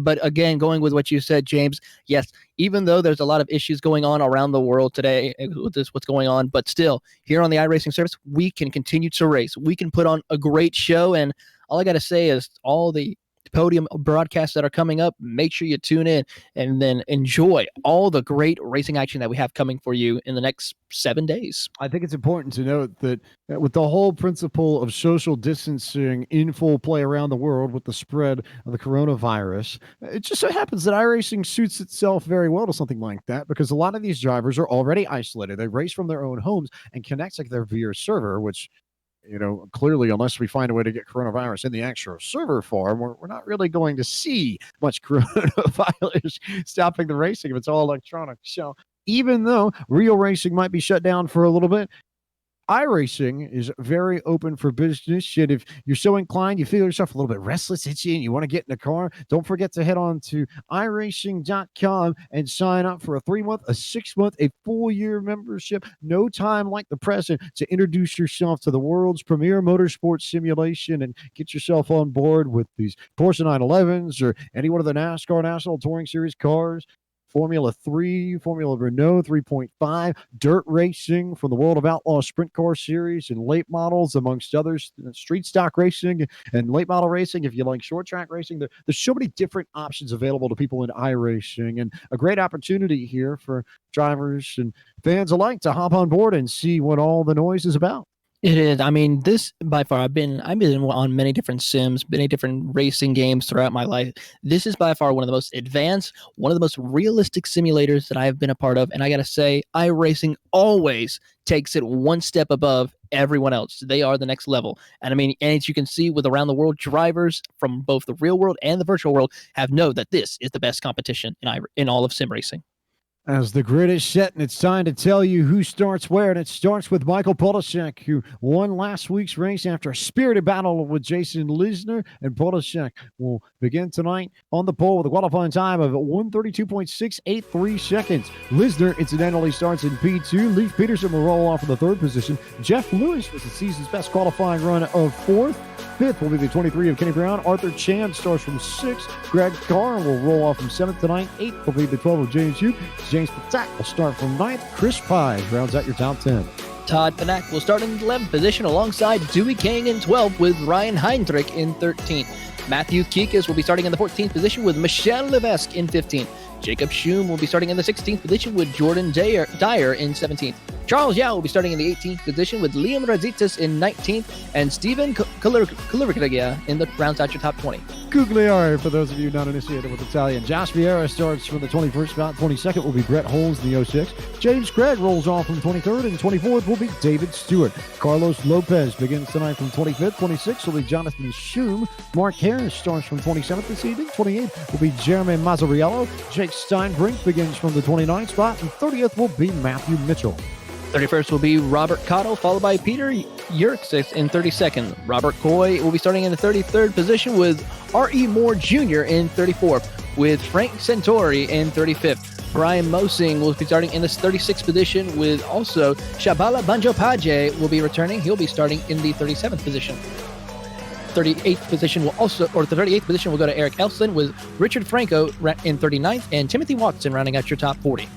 41st will be Timothy Watson. 42nd will be Joseph Gaines, and Brian Hinman will round out our 43-car field at Circuit Gilles Villeneuve, a 2.71 mile, 4.361 kilometer circuit with 14 turns. We're racing in the morning again. It's 8 a.m. local time on iRacing Day, May 15, 2020. Track temp is 68 degrees Fahrenheit. Air temp 65 degrees Fahrenheit. Winds to the north at 2 miles an hour. Humidity at 55%. We go for 45 minutes again, just like we did in our first race this evening, with plenty of action to come as we get set for the premier race of the evening. The best of the best in PCA Sim Racing will take to Gilles Villeneuve for more action, more fun, and all sorts of madness. We'll see how it all plays out, whether or not Michael Polasek from the northern New Jersey region can go back-to-back to start this Series 4 of PCA Sim Racing. They come through the corner, nearly shine by shine. They'll back it back up. We'll see if race control will slow down that start, hold them up a little bit, wait for the green flag. Polasek waiting and holding and holding and going, and we are off and underway in our club and pro race of PCA Sim Racing Series 4 at the Circuit Gilles Villeneuve. Polasek leads them into the corner. Everybody cleanly through one. It's like pretty solid stuff for most of these drivers as they continue on to the back part of this racetrack and begin to push on as Polasek jumps out to lead over Lisner, and I think I saw Jeff Lewis clear Leif Peterson. You saw that correctly. Lewis will now move up into the third position, with Leif Peterson dropping down to fourth position. But right now, Michael Polasek has pulled away with Lisner in tow as they go up through the next set of chicanes. This battle will be great all season. Incredible stuff, I think, all season long as we wait to see how this will shake out. Polasek continuing to pace the field. Lisner in second. A lot of good battles all up and down the grid. Leif Peterson there fighting off Jeff Lewis and company as they continue to work their way back towards Leppengal. Leppengal indeed will be a tricky corner for some of these drivers. We saw that in the last race. How well will these pro drivers as well as club drivers take it as they go into Leppengal for the first time here under racing conditions? So far, no major incidents out of the top 5 as they come out of there and head down the Casino Straight. They all head down the Casino Straight. No issues, though, for a lot of these drivers. It's still Polasek, it's still Lisner, it's still Peterson. Then Lewis and Brown also in the mix as well. Good little battle between Christopher Pies and James Hughes as they go down the Casino Straight. Pies will move up inside the top 10 into 9th position as they head through the chicane towards the Wall of Champions. Both of them making it through nice and clean. No other issues as we see the rest of the field work their way through. As the field continues to work their way through, and we'll see how things shake out. Polasek, Lisner, Lewis, Peterson, and Arthur Chan trying to hold off Kenny Brown. That first common second set of drivers, top 6 all sort of on their own, and then Greg Carr was in control of 7th and then got passed around and is down way in the field as Chris Pies leads the second group. As we see the replay for that, what happened to that driver as they're working their way through, you see the contact and the issue as he tries to work his way back up through the field, and we'll see what he can do tonight. Chris Pines with a really solid run in that number 23, one of the long-standing members, the PCA Sim Racing veteran du jour, ran in all 3 series last year, and looking to back up what he was able to accomplish last year with another strong set of runs this year, and currently doing a nice job of it. Started in 10th, already got 3 spots to 7th in these opening laps. Looking to see a couple of little bit of brake checks as they go through the hairpin and now coming out towards the casino straight, but still no major issues, no contact, as they still pretty much have 2 separate battles inside the top 6 between Polasek and Lisner, as well as the rest of the field, but still great battles throughout the track as Kenny Brown is trying to work his way into the top 5. Kenny Brown trying to fight his way to the top 5. He's right behind Arthur Chan in the 87 machine. Those two coming right past the wall of champions, and there goes Brown. He taps the wall of champions and just caught the curve a little bit awkwardly, so he'll drop a spot and slide behind a few more of these drivers. Chris Pines is able to clear him. James Yu, then James Patak also able to jump around Kenny Brown, who drops back to 9th. Unfortunate for him on that matter as he clipped that wall pretty hardly. A lot of damage, it looks like, to that side of the car. But now we'll have to go back up to the battle for the race lead as Lisner is all over the back bumper of Michael Polasek, and Jeff Lewis is also closing in on this battle as well as they work their way up to the next set of chicanes. He has been closing that gap quite decently to the top 2 as they're coming out of the chicanes. Stop me if you think you've heard this one before. Jason Lisner and Michael Polasek running nose to tail, and Lisner all over the rear bumper of Polasek. It is an exact replay of what we saw at the end of last week's season opener for PCA Sim Racing Series 4 from the Mid-Ohio Sports Car course. But this time, you may have a point there because Jeff Lewis might be coming, although Lisner might have the run at Le Pingal if he sets it up right. A look to the outside, look to the inside. Nice defense from Polasek that time around, though. Look at the ground Lewis was able to gain, though, going to Lepengala. As you see, Lisner gets loose. He now has to try to defend as Lewis will look to the inside as they go down the casino straight. Now goes to the outside. Goes to the outside. He'll get a wheel alongside Lisner, but I don't think it'll be enough to actually complete the pass. So we'll see what happens here right down to the inside there as they make their way to this final chicane. Can Lewis outbrake Lisner? That's the big question, I think, for all of us to wonder. Can he keep it in one piece? They'll try and go side by side. Lisner will take the spot, and I think Lewis will cede, and Leif Peterson will look to the outside and try and get around both of them. He's going to try to take a 2-for-1 as they go into the first turn here at Circuit Gilles Villeneuve. He will get by Lewis. Won't make it through with Lisner. Almost has to check up a little bit more so he can make the chicane through there as Michael Polasek, he's kind of checked out right now. So he has pretty much pulled away from these 3 drivers now as Lisner still retains the 2nd position. Move Leif Peterson back into the podium position of 3rd place. Leif Peterson now back into 3rd spot. Jeff Lewis now back to 4th. Lisner with a little bit of ground to make up because Polasek was able to extend his lead while all of that was going on, up to about 2 seconds. So it's about 2 seconds back to Lisner, then about a second to Peterson and a second to Lewis. And then you have to go back, and it's about 6, 7, 8 tenths of a second all the way until you get to Dewey Kang and Todd Pennick. Those two are nose to tail pretty tightly, and Kang will try and hold off Pennick for the final spot in the top 10. I tell you what, a lot of these drivers have been a lot cleaner for the most part this race compared to what we saw in the last one. Everyone's kind of taking their time. They are, some of them, pushing the envelope just a little bit, but still being patient with one another, working with each other very well, and putting great battles throughout the racetrack as we still watch that battle between Todd Pennick, Dewey Kang, and Kenny Brown as they came out of Lepengala down the casino straight. Dewey Kang gets a great run up on Kenny Brown to see if he is able to close it as they make towards the wall of champion chicanes.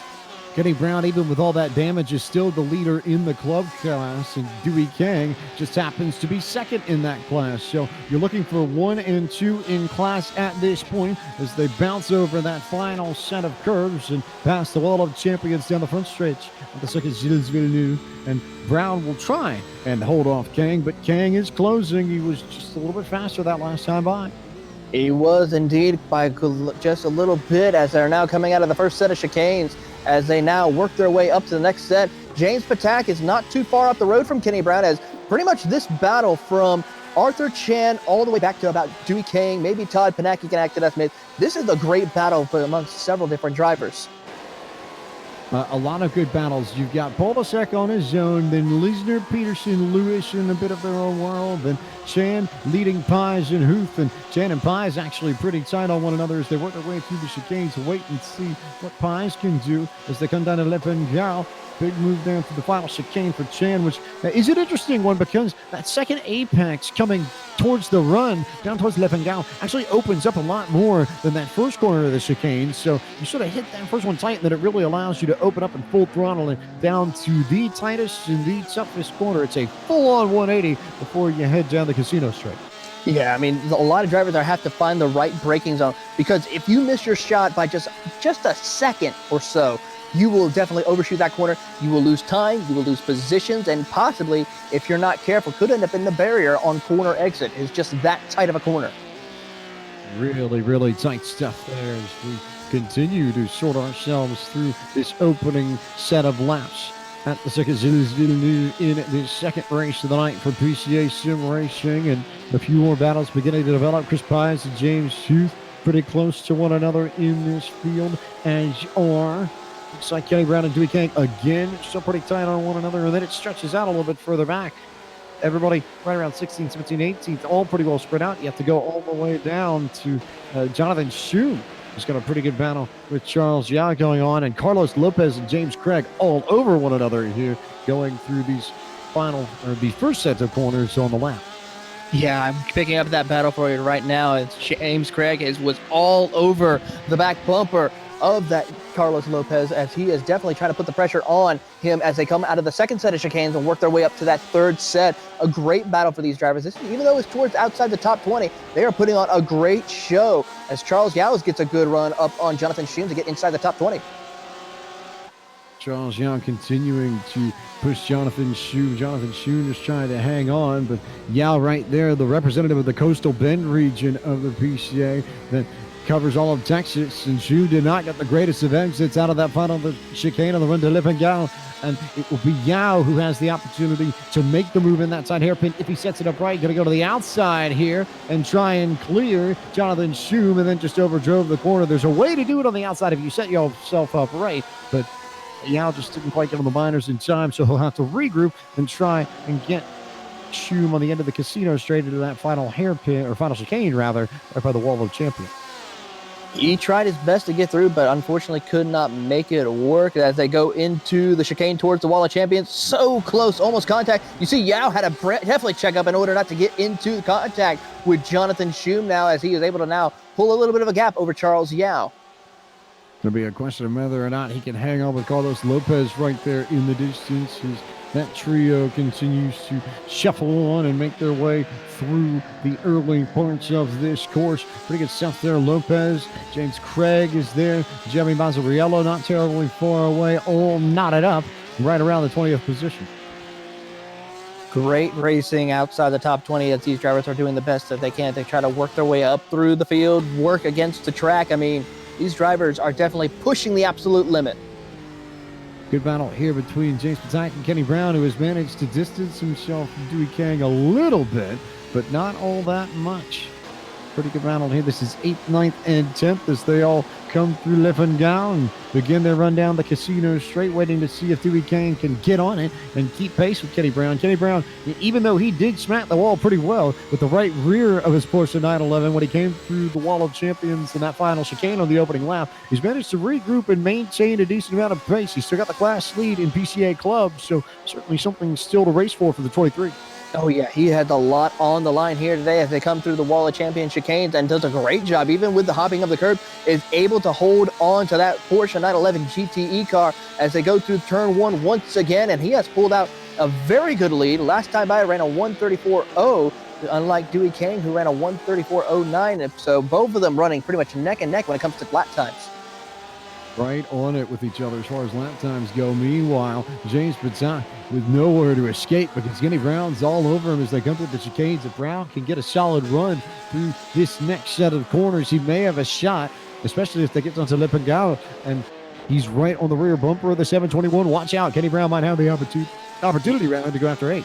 He is going to try his best to go after 8th position as they now head towards the next set of chicanes, but Patak has a little bit of a gap now to try to set himself up for that next set of chicanes, so Kenny Brown can't make an attack as he goes late into the braking. You see Kenny Brown, you see that car just late into the braking zone, is able to hold on quite well, though, as they come through that section of the course and head up to Leppengal. So really solid run from Patak on the back stretch here, and solid enough, I think, to keep Kenny Brown at bay, who drove it a little bit deep into the corner and nearly opened up an opportunity for Dewey Kang to get around the 23. Todd Panic also in the mix and not terribly far behind this group if they end up mixing it up and ending up in trouble. Great battle for the drivers as they're doing their best they can as they go down the casino straight. Kenny Brown just trying to hold on as best he can to keep Dewey Kang behind and at bay as the laps continue to wind down. Time is slowly falling off the clock here as Dewey Kang almost made contact with the wall. It's Kenny Brown. Looks like he's going to lose a little bit of time. Here comes Dewey Kang to the inside. Dewey Kang to the inside of Kenny Brown, finally racing for position, but Kang backs off big on the brakes. I thought he might try and dive it in there a little bit deeper than he did, and then a little bit of a wide run for Kenny Brown. He missed the run, missed the apex of the corner, so here's Dewey Kang's opportunity to try and take the spot for Brown and take the lead in class. Side by side, they'll go into the chicane. Dewey Kang, your new class leader in the club sport division, as they work their way up through the next set of chicanes here. Kenny Brown, though, back on the attack as they work their way, and not too far behind. Todd Panic, watching and waiting for the opportunity to strike. So, Dewey Kang now in control of the class. He's jumped up into 9th. Kenny Brown now back to 10th. Todd Panic also right there. And those three racing for 8th, 9th, 10th on the racetrack, and no one really separated. I wonder if Brown might have the most outright pace, but if Kang may be the more consistent. And now here comes Panic, because Brown did not get the greatest of runs out of that last chicane. And Panic may be able to go to the outside if he plays it right at Leppengal to take the spot. He did not make it work this time around, but here comes Panic. He's going to take a peek to the inside, but can't quite get there yet. He will have to wait and see what he can do down the casino straight. And then not too far behind, you see Greg Carr and Ryan Heinrich not too far behind either, watching and waiting, as now you now see Kenny Brown pulling a little bit of a gap over Todd Panic. Watching, waiting, anticipating. Taylor Burris, maybe? Of course. As Panic goes down pit road. Some of you all who are musically inclined will eventually get that reference if you haven't picked it up already. In the meantime, though, still all eyes on this battle between Dewey Kang and Kenny Brown. They've been nose to tail for a good chunk of this race, and it still is one of the best battles on track, easily the best battle within the top 20, arguably the best battle within the top 20. The only other one that's right there, close enough at the same level, Matthew Kinkis and Josh Vieira for 13th and 14th. Yeah, great battles, though, between these two different drivers, or four drivers here, and still a great battle. Still watching that battle for Dewey Kang, because this is the battle for the class lead amongst these two drivers who will come out on top. As you see, Dewey Kang just make sure he hits each apex through the chicane to get a good run off before they get down to the next set of chicanes. Dewey Kang just very, very consistent and a lot of fun to be around. We got the chance to talk at the Rolex 24 when we were all down there together in Florida at the end of January. And I think Kang, I think I can speak for pretty much everybody here that's been around PCA racing for a while like he has when I say he's one of the most energetic, one of the most consistent drivers, and it just has a lot of fun with all of this. A great addition to the metropolitan New York region, and certainly no slouch to entertaining car design as well. Certainly one of the most eye-catching liveries on the grid. Kenny Brown, though, no slouch either. One of the many drivers hailing from the Peach State region of the PCA. That's the greater Atlanta region, and one of the oldest sim racing communities in all of the Porsche Club of America. They started their own league for their own region well before PCA Sim Racing existed on the national level. So a lot of the drivers from the Peach State region have plenty of experience with PCA Sim Racing, plenty of seat time, and know how to get it and get the job done, especially on tricky tracks like this, where you have to be very careful in the braking zones. Yeah, I mean, a lot of different great skill levels, great talent amongst the PCA members throughout all the different regions here. And just they put on a great show. I mean, and great people to talk to. I mean, Dewey Kang, Michael Knighton, all of those drivers, just great people to talk to. Great to hear their stories, how they got involved, how they fall in love with Porsche. I mean, it's phenomenal of what they're able to accomplish and what they're able to do.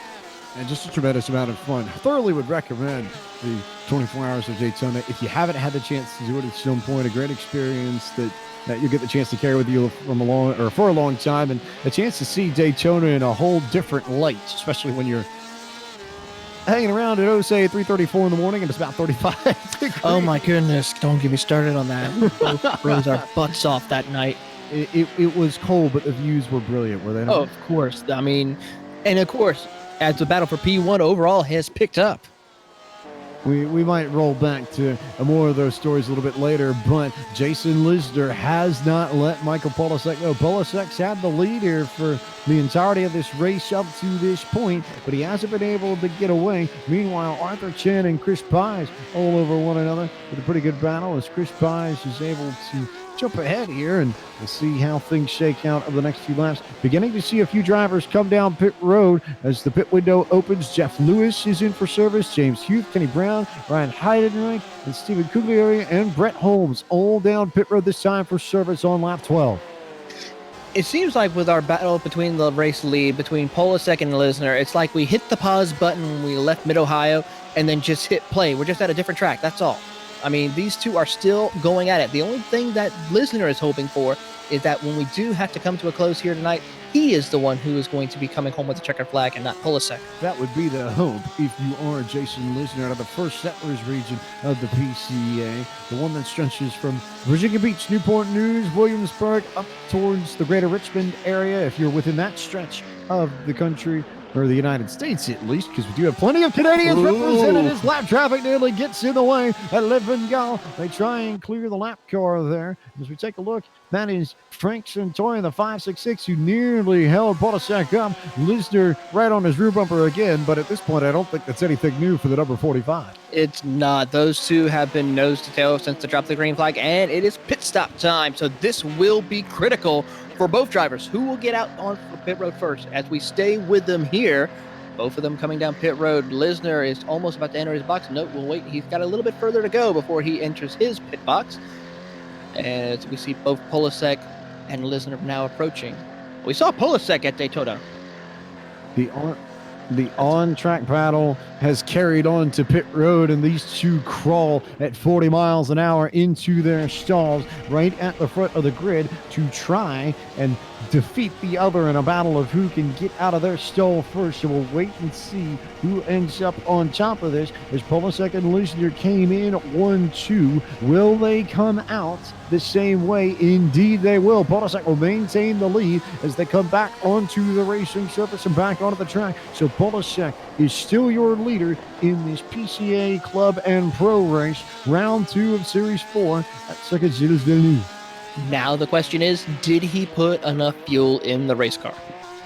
A big question we have to ask, because Igor Soiker was unlucky and was not able to put enough fuel into his car when he came down pit road for what was his first of what ended up being 2 stops in the Rookie and Sportsman race, something that you have to be very careful of. Obviously, you carry as little fuel as possible to make it to the end of these 45-minute races, but you have to also make sure that you keep yourself in one piece. That is going to be critical for these drivers now as they come out of the next set of chicanes, heading over to Le Bengal as they now approach. But Lisner has a little bit of ground to gain with that pit stop, as he was a little bit on there by just, I'd say maybe less than a second between him and Polasek.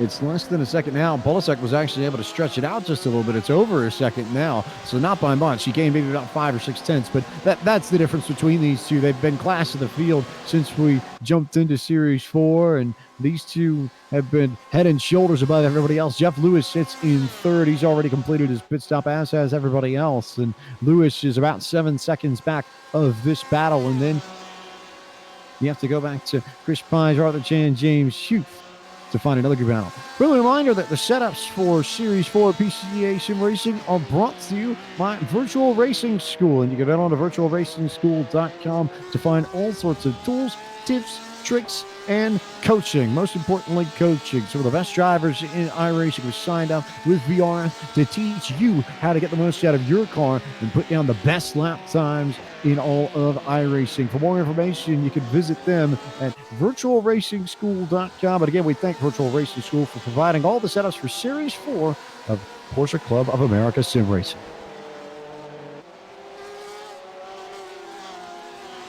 As the field works their way throughout the rest of Circuit Gilles Villeneuve, a lot of great battles, although unfortunately several drivers have pulled it behind the wall, calling it a day here. Liam Rositas, which was one of those drivers that I was quite surprised could not continue on, along with Robert Coy and Shabala Benjopaje. Wildest of all the names here as we are, maybe about 30 seconds removed from our iRacing Midway Race Break. So we'll go ahead and introduce our iRacing Midway Race Break over the course of the next 30 seconds, because we are about to cross the halfway point of tonight's race, and it is time to bring you the iRacing Midway Race Break, which as always is brought to you by iRacing, the world's leading online racing simulation. Developed from the beginning as a centralized racing and competition service, iRacing organizes, hosts, and officiates races on virtual tracks all around the world. iRacing is home to a wide variety of officially sanctioned series, with racing from the Australian Supercar, the Cars Tour, IndyCar, IMSA, NASCAR, the World of Outlaws, and more. After 23 or 45 minutes, it is Michael Polisek ahead of Jason Lisner and Jeff Lewis that round out the overall podium as it stands. Leif Peterson runs in the 4th spot at this moment. He is followed closely by the 27th of Christopher Pies. Arthur Chan with the season's best run so far, currently in 6th. James Hugh holding down the 7th spot. 8th belongs to the 721 of James Patak. Kenny Brown leads the PCA Club class in 9th, and Greg Carr currently holds the 10th position. Dewey Kang currently sitting in the 11th position, with Todd Panic sitting in 12th position, with Stephen Cagliari will be in 13th, with Ryan Heinrich in 14th. Brett Holmes currently sitting in the 15th position, with Matthew Kikas in 16th, with Michelle Levesque in 17th. David Stewart sitting in the 18th position, Charles Yao in 19th, with Carlos Lopez rounding out your top 20. 21st is where you can find James Craig in the 09. Jeremy Mazzariello in the 25 runs in 22nd. Jonathan Shum currently holds the 23rd spot, and 24th belongs to the 46 of Jake Steinbrink. Peter Yaksha runs in 25th. Robert Cottle holds 26th. Matthew Mitchell runs in the 27th spot, and the 28th position belongs to the 40 of Brian Mousing. Frank Centuri in the 566 is 29th, and R.E. Moore Jr. sits in 30th at the moment. Jacob Schum sitting in the 31st position with Shabala Benjopaje in 32nd. Eric Elson is sitting in 33rd, with Joshua Vieira in 34th, with Marco Harris in 35th. Jordan Dyer is sitting in the 36th position, with Liam Rositas in 37th, and Robert Coy rounds out your 38 car fields that are running out on the track. And that concludes tonight's iRacing Midway Race Break. And with over 100,000 drivers actually on this service, and over 80 laser scan tracks and cars to choose from, iRacing is the original esports racing game. For more information, visit iRacing.com today. And while we're in the middle of this race, we'll take a moment to remind you all there is plenty of action to come up on a week unlike a week the likes of which we have never seen here at Podium Esports. Our Twitch channel will be quite busy on Sunday, 3 p.m. Eastern. We have a very special event that we'll be able to announce more on tomorrow that you will not want to miss. The eNASCAR Coca-Cola iRacing Series then heads to Homestead, Miami at 9 p.m. Eastern. That'll be on iRacing's Twitch channel, YouTube channel right on the iRacing Esports Network, and then the iRacing Facebook page. On March 18th, next Wednesday night, twitch.tv/Podium Esports. Our usual home is home for round 5 of the Esports Racing League Premier Series from Homestead, Miami, Anthony Alfredo's League, and then the Cars Esport Tour from Richmond Raceway, where we give away a pair of tickets to the Spring Race Weekend at Richmond. Everything will start at 7:40 p.m. Eastern on Wednesday. And then Ryan Vargas has a hosted race he's putting together, and we'll be able to announce more on that as we get closer to next Thursday night, March 19th. But you want to pay attention to twitch.tv/Podium Esports to watch that one. Should be a lot of fun, should be very entertaining. And in the meantime, you can follow PodiumEsports.com and slide over to Twitter and Facebook and Instagram to follow Podium Esports to keep up the latest Podium Esports information before we head to VIR next week for round 3 of Series 4 of PCA Sim Racing. The doubleheaders will be back again from South Central Virginia, Danville in particular, at 8 p.m. on the iRacing Esports Network next Friday night, March 20th. Going back to my old home track, actually, this next weekend, so looking forward to it. A lot of fun, that place, and a very, very different track, if for no other reason, because this is a very narrow racetrack by nature. I don't know if there's a wider track in all of PCA Sim Racing, then Virginia International Raceway. So much space, so much room, so easy to get around that place, or at least survive the runoff. So you won't have to run into somebody, but you do have to be careful about missing some corners. The actual pavement itself isn't all that wide, but space to avoid trouble if you're smart. Yeah, I mean, you got corners such as the famous roller coaster. I mean, that corner just alone can be very difficult and very interesting to negotiate. I've had the privilege of taking a car out on the track there at VIR, and you feel your gut drop when you go through that corner. So it's going to be interesting to see what some of these drivers do, especially those with motion rigs. So nod to those drivers who are going to take to VIR here on the motion rig next week. A little bit more elevation change as well compared to this track. We're right in the middle of the St. Lawrence River, and it's largely flat around here. We are, technically speaking, on an island after all, but a little bit more rolling hills that you find there before everything ramps up significantly throughout the PCA Sim Racing season. We visit a whole host of great tracks over the course of the year. You'll want to stick with us Friday nights here in March and April on the iRacing Esports Network to see the best of the best in PCA go after some checkered flags and try and claim victory in Series 4, which is what Michael Polisek would be in line for if it stays as it does now, as they nearly get to lap traffic one more time. And Michael Polisek trying to navigate the lap traffic as well as hold off Jason Lisner, who constantly is sitting on his rear bumper. And if you're Lisner at this point, you almost have to wonder, is it going to happen again? When will this ever end? Lisner trying to find a way to go the long way around to the outside through this next set of chicane. Tries the crossover move. Will not work this time around. He will have to see what he can do as they approach the hairpin. I think the interesting thing is I feel like Lisner, maybe even more so than last week, and I had a hunch it might be true last week. I feel like if Lisner does find a way around Polisek, that he might well be faster than the 45, and he may well be able to get away. But Polisek, to his great credit, has developed significantly since Series 1, 2, and 3, in particular in his ability to avoid mistakes. He credited it significantly with being a large part of the reason why he was able to get to victory lane last week, and it may well help him this week as well. Just take a little bit of the edge off and be smooth and be consistent, because we know the pace is there. We know Polisek's one of the fastest drivers in all the Porsche Club of America in the sim, week in, week out. It's just a matter of making sure that you keep it clean, although Lisner had the opportunity to go to the outside there coming into turn one and then thought better of it. He is trying every which way he can to put the pressure on Michael Polisek to get back to the race lead here at Circuit Gilles Villeneuve, but Lisner wants to be now on the top 7 of the podium, does not want to be the second fiddle here tonight. He wants to be the one who takes home the win. Lisner absolutely all over Polisek still, and it also happens to be the best battle within the top 10, just about the best battle within the top 15 as well. Kenny Brown and Greg Carr all over each other for 9th and 10th at this point too.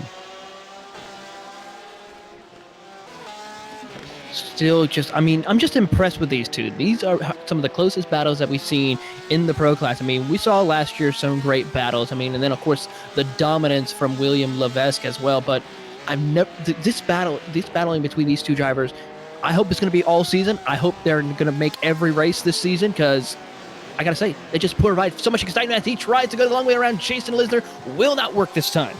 Tried to make it happen at Leffengal and did not get the run he needed. You have to be very good to make it on the outside. You almost, I think, have to outright try and pinch the driver on the inside to make sure that they can't run up towards the outside of corner exit and get that big long run down the casino straight, just because it ends up being so tricky to maintain pace. There's somebody who gets out of that corner on the inside, as we see Lisner do a nice job of it there. Nearly brushed the wall of champions, did both Polisek and Lisner, but they carry on and continue on. But this is high level, almost feels like a Jedi duel at some point.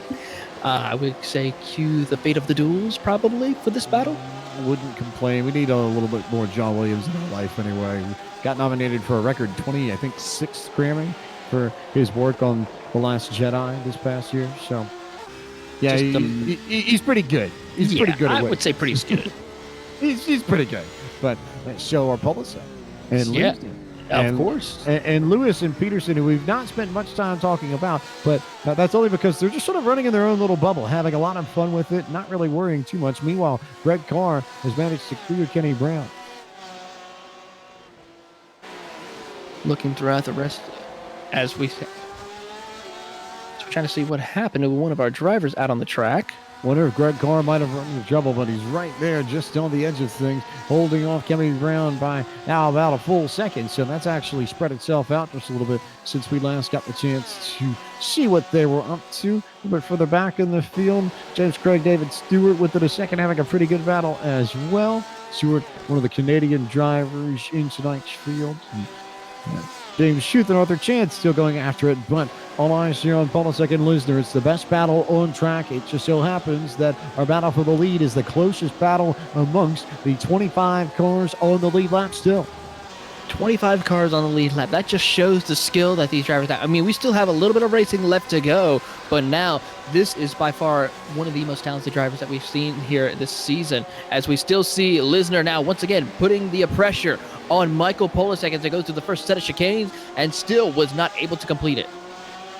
A little bit of pressure there, nothing absolutely crazy, but enough just to try and upset the rear bumper of the 45. It's certainly a possibility that Polasek needs to be wary of. He could end up in trouble here if he makes a mistake. He's got to keep it clean, but again, goes back to the same principle that we talked about in the sportsman and the rookie race, where, especially if you're Polasek, you cannot look back, you cannot focus in the rearview mirror. The moment you start looking in that rearview mirror is the moment you start overthinking, overanalyzing, getting yourself crossed up in your head, and inevitably crossing yourself up on the racetrack and losing the position, or in Polasek's case, the race lead, as Lisner got a great run through that final chicane and couldn't do anything about it, because Polasek, to his credit, and in particular in that corner, I've noticed he's been backing up his exit just a little bit and waiting, because Lisner's got the speed to try and pull the crossover.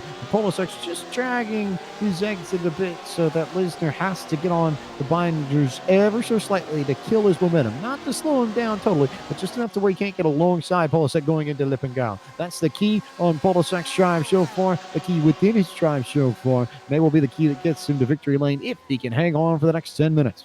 He's got to try his best as he jumps the curb, coming up to the wall of champions. This could give the opportunity to Lisner. As you see, Polasek throws the block. Lisner goes to the outside this time around as they go up to the start-finish line. I think Lisner will take the lead this time by. And there was the mistake that we talked about. Michael Polasek couldn't make it. Jason Lisner's got the lead now, and Lisner now in position to get his revenge. How does Polasek respond as Lisner presses on and begins to open it up 2 car lengths, 3 car lengths, maybe a little bit more before they get to the first chicane?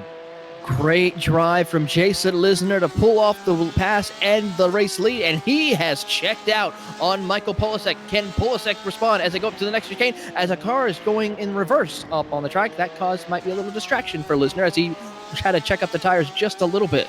Wonder if that car going backwards might need to have a chat with Ray Everhand. They might be able to get him a cup holder. In the meantime, though, Lisner and Polasek still up in front, still battling for the overall lead, the pro lead. Meanwhile, Kenny Brown having a pretty good battle with Greg Carr and James Patak for 8th, 9th, and 10th. Yeah, those drivers have... I don't think those drivers have ever left each other's sight since the drop of the green flag. Those drivers putting on a great show here tonight as Kenny Brown's doing the best that he can to hold on to the club class lead as he is working his way with the clock winding down under 10 minutes to go here at Circuit Gilles Villeneuve. Kenny Brown and Dewey Kang were both on the podium in PCA Club last week at Mid-Ohio. Looks like, barring the unexpected, they may well be able to do the same here in Montreal. Looks like those two are probably going to go back and forth for the victories in Club all season long. Yeah, I mean, those two have been putting on a great show here tonight. I mean, Kenny Brown just holding off as best as he can, kind of doing what Polasek did earlier on, just taking the time, trying to hold it off a little bit in those needed passing opportunity places that Dewey King needs to hold off and get by. But Kenny Brown just being a little bit smarter when it comes to that and holding him up just a little bit to keep him behind him. Kenny Brown just holding everyone up a little bit. It's not excessive, but it's just enough to maintain everything in one piece. As Brown is still in control of Club, sitting out in front by about a second and change. 1.2 seconds, the gap from Brown to Kang. 10th and 11th overall, first and second in class. And now a little lap traffic has caught Kenny Brown out of place right now. That could be the opportunity for Dewey King to close the gap as they make their way to the next set of chicanes. But now Dewey has to deal with the lap traffic as they go through the chicane. This could cause him a lot of time. Depends on where he catches him, and it wasn't a great place for Duquesne to catch all that traffic. He's able to slip around them by the time they get to the second chicane, but that little incident alone allowed Kenny Brown to stretch it out by about 0.3 of a second, so a little bit more space for Brown to operate and work with, and he's trying to catch Greg Carr, and Greg Carr is not all that far up the road from Brown. He's got the overall spots, does Brown, that he might be interested in fighting for. Carr maybe about 2 seconds ahead of Brown as we are within the final 8 minutes already of this PCA Club and Pro race, the second race of our doubleheader tonight, the PCA Sim Racing Series 4 from the Circuit Gilles Villeneuve. Speaking of the number 8, Stephen Caligria has gained actually 8 positions. Gugliari, he's actually gained 8 positions. He's the highest climbing driver right now. Mark Harris with a little bit of trouble, and Stephen Cagliari with that very solid run, 20th to 12. A little bit more static runs in these positions here. Brett Holmes also with a nod as well. He's up 7 spots from 22nd to 15th, so a good run for the 06 machine. But all about Jason Lisner, who has started to just inch away, hasn't really thrown it down on Michael Polisek and absolutely blown the doors off the 45 machine, but that gap absolutely is growing lap by lap by lap. It's only going to be a matter of time to see what these drivers can able to accomplish, and he is pulled away and checked out on this competition here. Everybody continuing to work their way around this circuit. Very narrow, very tight, very difficult to escape if you end up in trouble. Not too much room to escape. That's a concurrent theme, it seems like, across most of the racing at the Circuit Gilles Villeneuve. In the meantime, though, still Jason Lisner in control of this. Arthur Chan and James Shute, though, with a pretty good battle. Best battle in the top 10 now, as it's now 1.1 seconds from Lisner to Polisek, and Lisner doing a nice job running away with this. But Chan and Hoot within 0.6 of a second, so this spot's still up for grabs as they enter Lippengau. They are coming out of Lippengau right now, and Arthur Chan still holding on over James Hughes as they come down the Casino Straight. James Hughes, we didn't see a whole lot last season, but it's good to see him back out here once again competing in the PCA as he is putting on a great show. Started in the 8th position, gained 1 spot, sitting in 7th position right now and holding on and trying to catch up to Arthur Chan, as those two have been battling since the drop of the green flag. I have to admit, I do like this bit in chat. Definitely have to give a shout out to Damon Lowney, who says, and I quote, "Lisner is a crouching dragon," or maybe a hidden tiger, I suppose, if we're mixing them all up. Might as well. Might as well. Not the worst thing.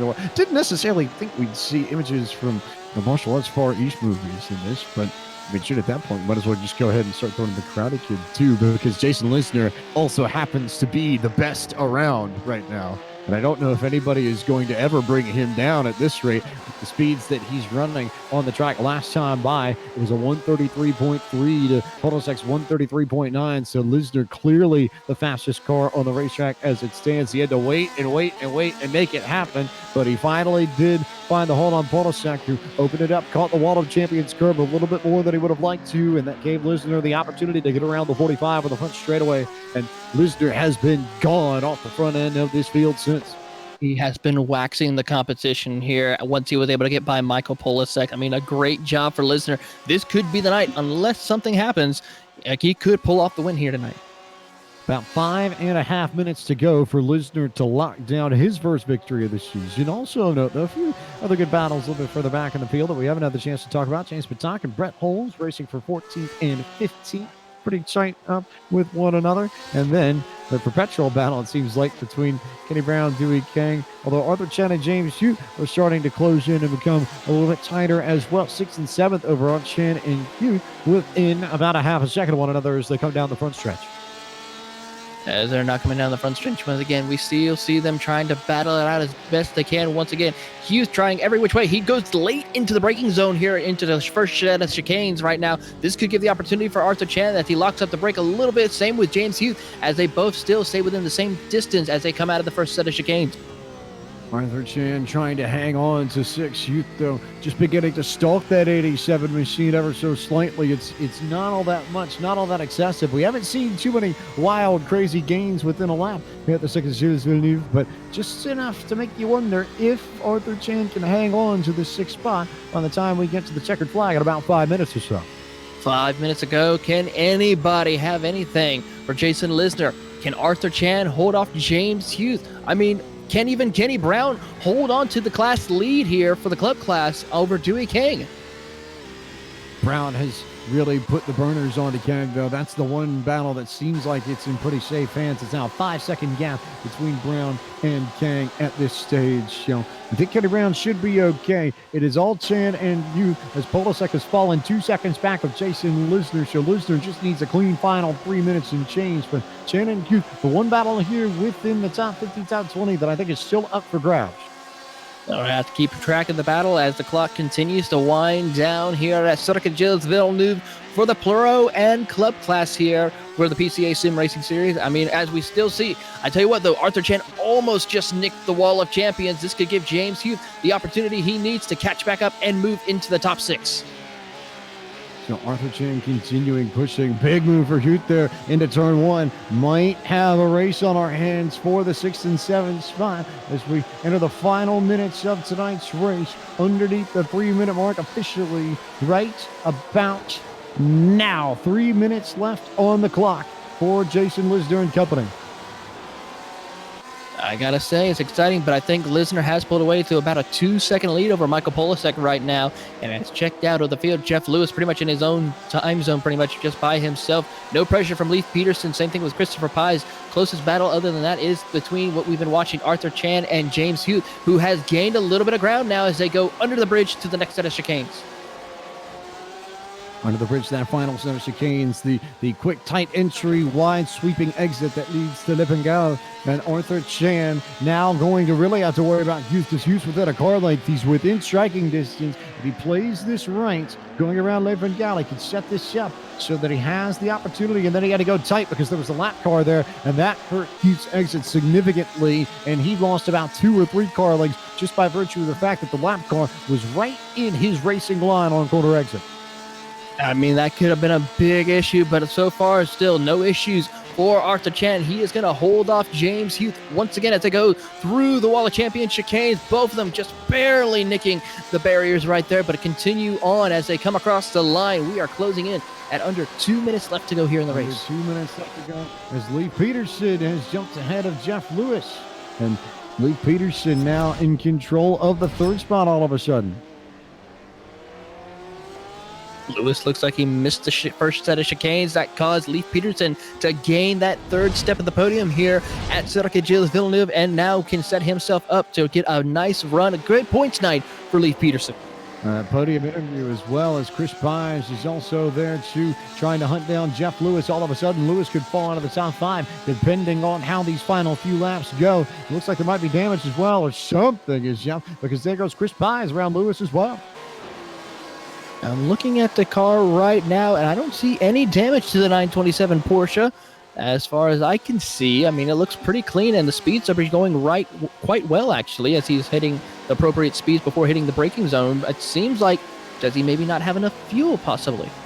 See whether or not that's an issue, but we turn back to Jason Lisner, who comes through the final chicane past the wall of champions and will take the white flag here. Final lap tonight at Circuit Gilles Villeneuve for Jason Lisner to redeem himself after being oh so close last week at Mid-Ohio and get the victory that he thought he might have had last week, this week in Montreal. Great job. A great redemption story for Jason Lisner to get home the win after just becoming so close. As I think he is... does he have an issue? Couldn't tell. We're waiting to see him. He's out of fuel. He's out. Jason Lisner's out of fuel. Jason Lisner is out of fuel on the final lap. And this could be all Michael Polasek's opportunity now. We'll wait and see what happens. But Lisner falling and Polasek is clear to the lead. And we thought Lisner was going to redeem himself. And all of a sudden, Polasek might go back to back. He might be able to do it, but does he have enough fuel? He's still got half of a track to get through before that. So far, looks to be okay, but still, we have to get to the checkered flag for him to claim victory. So, Leif Peterson, 13 seconds back of Polasek. He's the next car in line. Can Polasek hang on and save enough fuel here and or clutch and coast it and do whatever he needs just to make sure he gets it home? We'll have to wait and see. He comes out of the final for the final time, out of the hairpin and down to the casino straight. Michael Polasek clears Jason Lisner on the final lap, and if he's got enough fuel to make it here, Polasek, who we thought might be done, will go 2 for 2. A recurring theme here. Drivers who we didn't necessarily think might be in line for the victory, making it happen. But for the second week in a row, he'll come out of the final corner, and Michael Polasek out of the northern New Jersey region of the PCA will win at Circuit Gilles Villeneuve and hang on with just enough fuel to make it across the line and come away with the victory overall. Wow. I have never seen anything like that here with the PCA. Great racing action here tonight. Looks like Kenny Brown should be in good shape here. We'll turn our attention to the driver in P7. He comes through the wall of champions in the final chicane, and Kenny Brown comes across the line to collect the victory in the club clash. And Brown is a class winner in PCA Sim Racing, and backs it up with the podium. Finished at Mid-Ohio last week, too. So a really strong start to the season for Kenny Brown in the 23, but no start stronger than Michael Polasek, who goes back-to-back in as many weeks. That's why I love sports car racing. I mean, this is just phenomenal. Just the duel that we had across the board between Polasek and Jason Lisner, the action that we had all across the racetrack, so many great storylines that we're going to carry into VIR next week. I almost feel like we need to take a breather and just relax for 2 seconds and process everything that happened, because in both races, the final 5 minutes were absolutely all over the place. It was a nail biter. I mean, we did not expect Jason Lisner to run out of fuel on the final lap of all sorts. I mean, he had a dominating performance, and unfortunately for him, he'll come home just barely inside the top 20.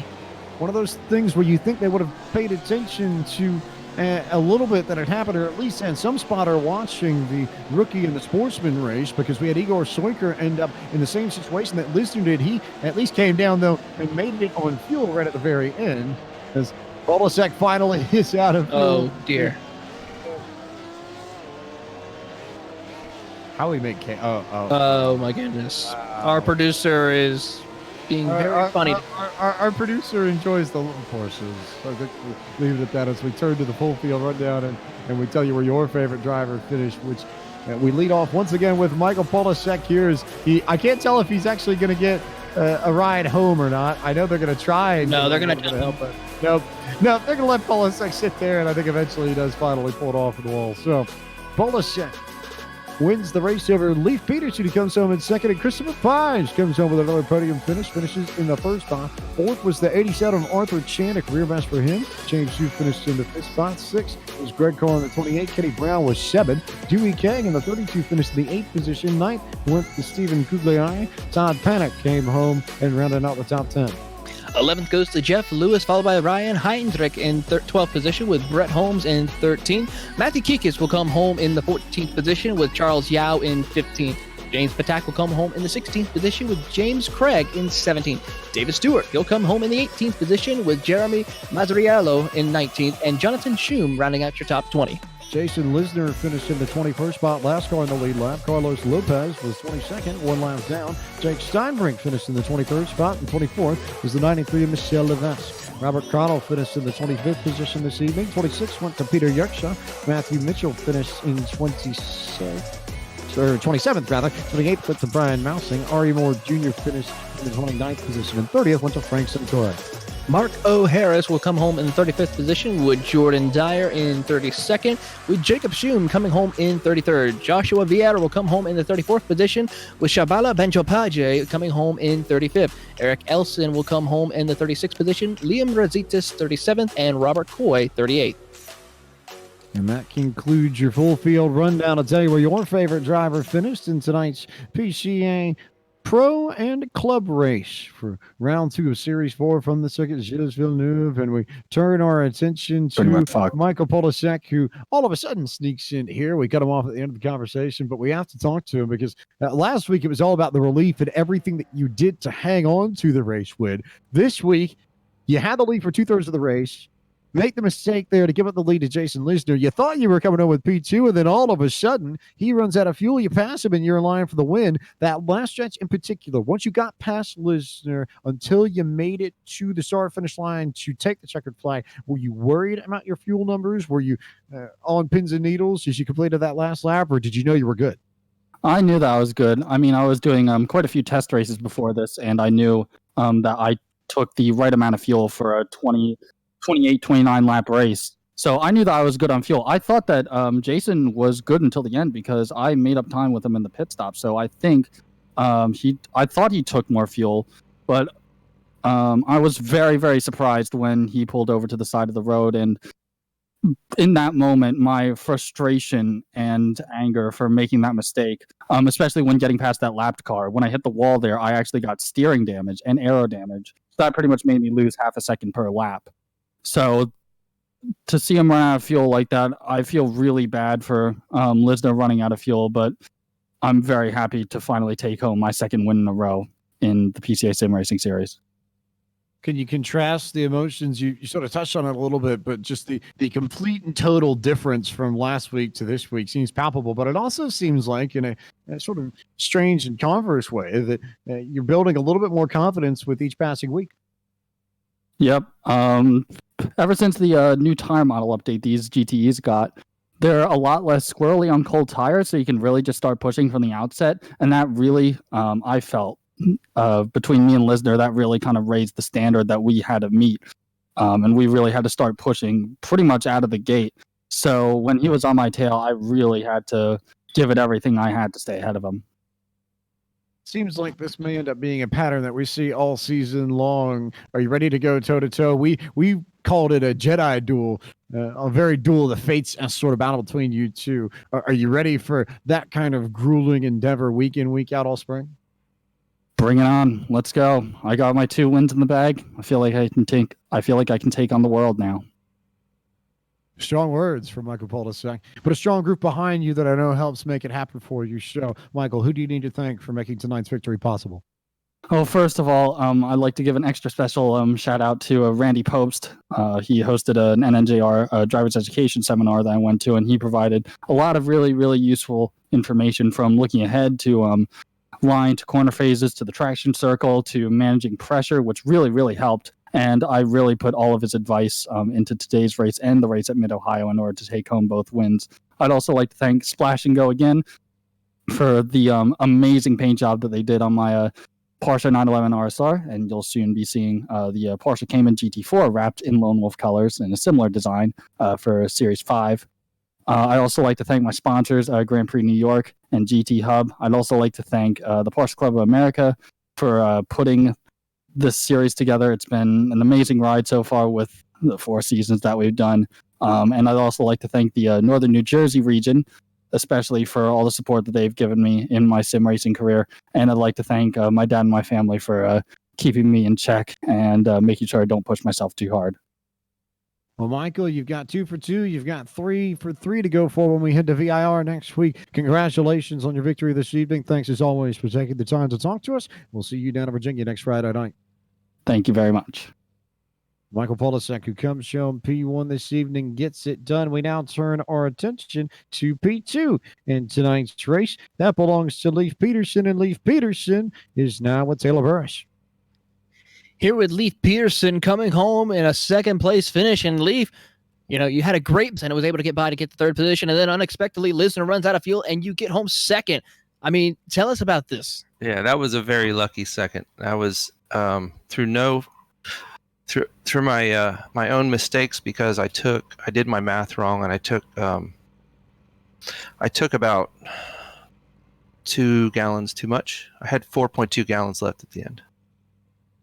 So I knew I'd messed up when I came out of the pits, and I was so far behind him because he went into the pits 1.5 seconds behind me and came out way ahead of me. Of course, it was compounded because he took not enough fuel, so it was even further. But I knew it was going to be close for him. It was close indeed. I mean, we see we're able to just get by and take home 2nd place. Now, with that, we get ready to head to VIR next week. What is your thoughts on that track and how to conquer it? Well, I love VIR. We did that in the off season.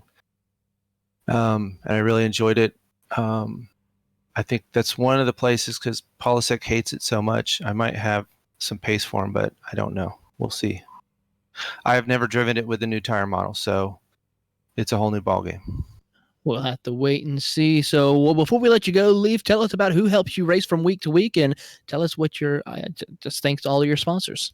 Yeah, shout out to the Maverick region, all the members there, instructors, my co-drivers here, all the great guys I see every week, week in, week out, in the off season, on the real season. Chris Paez, Matthew Kikas, and I will be running the Sebring race tomorrow morning. So wish us luck. And of course, to my girlfriend, Renata. Leaf Peterson comes from P2 this evening, and we turn from Leaf Peterson, and we'll see if we can get Christopher Pies in to talk to us about his P31. Chris Pies, this is James Pike up on the booth with Podium Esports. Do you have a copy? Hey, Pike. Loud and clear is what it sounds like. So, Chris, again, we've talked a lot about this theme in both races up in the booth of drivers surprising us and the vast difference in the running order, especially up top, between what it looks like at the 5 minute to go mark and what it looks like at the end of the race. You're no exception here. You jump up into a podium finish after Jason Lewiston's troubles. Talk a little bit about what you saw tonight behind the wheel and how the race played out from the seat of your 911 RSR. Yeah, so I think I qualified around 10th or something like that, and it was an okay lap time. I'm not the best qualifier, but I was able to turn it into something, and just my game plan was run consistent laps and let others make mistakes. I knew with some of the deltas coming out of pit lane that the fuel was going to be a question for some of the guys up front based on how short a pit stop they had. And so it was just kind of running my race. I was chasing Leaf Peterson for a while, and I always know that Leaf's fast, and if I can just keep pace with him, then I have a good shot of having a pretty good run. And I know, I don't know if you guys were able to see, but Arthur Chan and I had a heck of a race coming off of pit road. That was pretty exciting. But other than that, business as usual, just run consistent laps, and whatever happens, happens.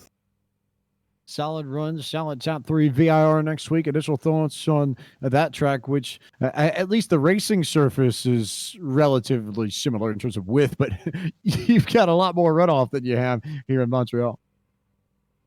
Absolutely. I think it's a bit of a blessing. Well, it's a catch-22, right? If somebody goes off, at least they're not going to be on the racing surface because they're going to be sliding for quite a while versus here. If somebody taps a wall, they tend to take a couple cars with them. So it'll be fun. VIR is definitely a driver's track, and I believe we're racing one of the lesser known configurations. So it'll be a blast. I'm looking forward to it. And also credit to our marketing director of the PCA's national office, Jim Hemming, for making a very great point. How great is it and how awesome is it for you to have the opportunity to share the stories of PCA Sim Racing as the writer for all the articles on the PCA website? You get to tell the stories of this end of PCA to the world. Just talk a little bit about that and your experiences there too. Oh, it's a blast. As the PCA's kind of slogan is not just the cars, it's the people as well. And I've gotten to talk to a bunch of folks, even meet some folks that, I otherwise wouldn't have met from other regions. And it's amazing how all the competitors in this series, we all share a common thread, which is we're competitive, but we love cars and we love motorsport. And to be able to get out there and race with what I consider friends is an absolute blast. And to be able to put that in print, I kind of write semi-professionally in the legal sphere, being a lawyer, but to be able to write for fun is a real joy, and I really enjoy it. So a big thanks to Jim and PCA for granting me a chance to share some of experiences that I've had with the rest of you guys. Well, it's not just cars, not just people, and not just love motorsports. It's love of Porsche too. Oh, so we'd be remiss not to mention that. But Chris, a lot of folks who make it happen for you. Who do you need to thank, besides all those folks in that great Lone Star region, for making tonight's run possible? Oh yeah, the shout out to the Lone Star region. I think I'm still the only representative from them. We need to change that. We got a lot of good racers down here, and then just my family, friends, and the guys over at WTW for letting me drive in real life as well. I just got done driving a GT Club Sport MR at Barber last weekend, so being able to do both this and that is a blessing. To be fair, it looked like a lot of fun on social. I saw the pictures. I'll admit I was quite jealous myself, but we'll let you celebrate your P3. Chris, congratulations on your podium finish. Thanks, as always, for taking the time to talk to us, and we'll see you next week at VIR. Thanks, Mike. Thanks, everybody. Chris Pies comes home P3. We turn now to our top finishers in the club class, which means we turn to Kenny Brown out of the Peach State region once again. He is with Taylor Burrish. Here with Kenny Brown here, the winner of the club class race in the Porsche Club of America Sim Racing Series at Circuit Gilles Villeneuve. And Kenny, you had a great battle between you and Dewey King. Tell us all about it. I called it early in our in the waiting room before that I was likely going to spin, because that's what I do. I spin early. I can't handle the pressure, so I spun and had a little damage. Then I had nothing for Dewey the rest of the night. The only way I got in front of him was to undercut him in the pits. Built a little bit of a gap, and then just got lucky because he got hung up in some lap traffic. I was able to build a gap of about 5 seconds, and then I just coasted home. But Dewey was on fire, and I was doing everything I could to stay in front. Well, with that, next week we go to VIR. Tell us about how can you keep the streak alive? Can you pick up a second win and hold off Dewey King for this club championship? I hope so, but Dewey's coming on strong. He's made a lot of progress here in the last month. He's just come out of nowhere. I was talking before the race that he was just sneaky fast. He was really consistent. So, yeah, it's going to be a great battle with him, Charlie, and now Brett right there at the top. So it's going to be good for the rest of the season. Well, before we let you go, Kenny, tell us about all the people who help you race from week to week and all the sponsors. No sponsors still. I'm looking for one, but still shout out to the family. About to go hop in with my other team and do the 12 hours of Sebring tonight. So go team LTFB, and hopefully we can do well there. All right. That was Kenny Brown, your winner of the club class here in the Porsche Club of America. Thanks, Taylor. No problem, Kenny. Kenny Brown comes home P1. We talked to the driver he just mentioned, Dewey King, out of the metropolitan New York region. Dewey finishes P2, and Dewey, we're starting, I think, a recurring theme amongst the top of these classes. And Kenny just talked about it a little bit. The battles between you and Charlie Yao and Kenny and Brett Holmes, who we're going to talk to here in a little bit. How cool is it to sort of have this little contingent? It almost seems like 4 or 5 of you just feels like you're getting really, really close, both on and off the track, because you're just around each other, racing each other all the time, because you are clearly quickest in class. Yes. And we've been all together for the past couple series as well, more or less. I still remember like how I got to know Charlie was I have VR and I just look to the side and there's always Charlie, and we would always race each other. And I have a lot of respect for these guys, and it's always a pleasure to race alongside them. A lot of fun. I think a lot of fun out there tonight, and you and Kenny had some great battles out there. Talk about the technical challenges on this track. We spoke a lot about the hard and heavy braking zones here that seem to highlight themselves with the amount of hairpins and tight corners in comparison to other tracks on the service. What's it like taking this car around the Circuit Gilles Villeneuve? It's a very challenging track. It's deceiving how much precision you need to actually carry through the corners and everything. You have to hit the markers, in and out all throughout. And Kenny was spot on. I was checking his pace. I was checking my pace, and we were at it, and our pace was matching. The corners are very challenging, and passing is very, very challenging without taking a lot of risk. And I also have a lot of respect for Kenny, so I tried my best to catch up, but he's got the pace.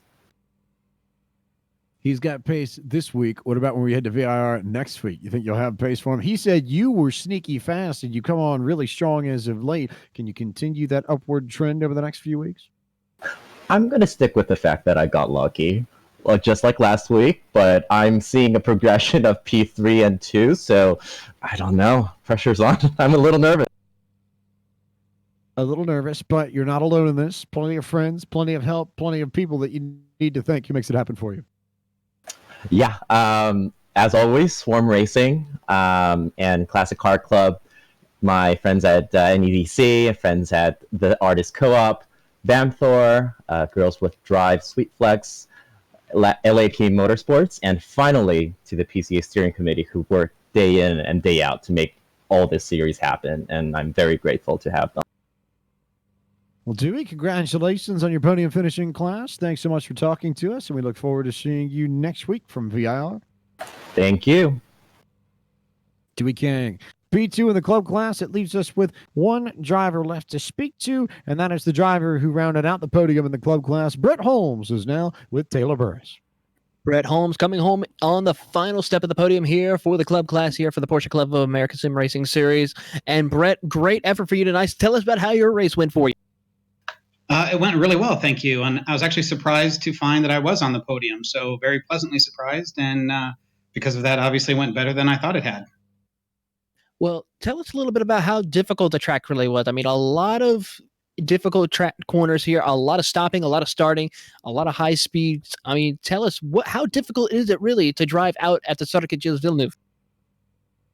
It's a very challenging track, and I definitely feel like I didn't have enough practice this week, which, again, I'm very happy that I finished in the top 15. So, but like you said, the very hard braking zones and making sure that you're releasing properly and getting out there, getting a good exit is super important on these straights, and just really hard to do lap after lap after. Well, with that, we go to another interesting circuit, VIR, next week. Tell us how you're going to be focused and get ready for that circuit. Well, that one is definitely a weakness of mine, so I'm going to take my time, practice, and just plan for a good race. Well, before we let you go then, Brett, tell us a little bit about, the sponsors or the people who help you race from week to week.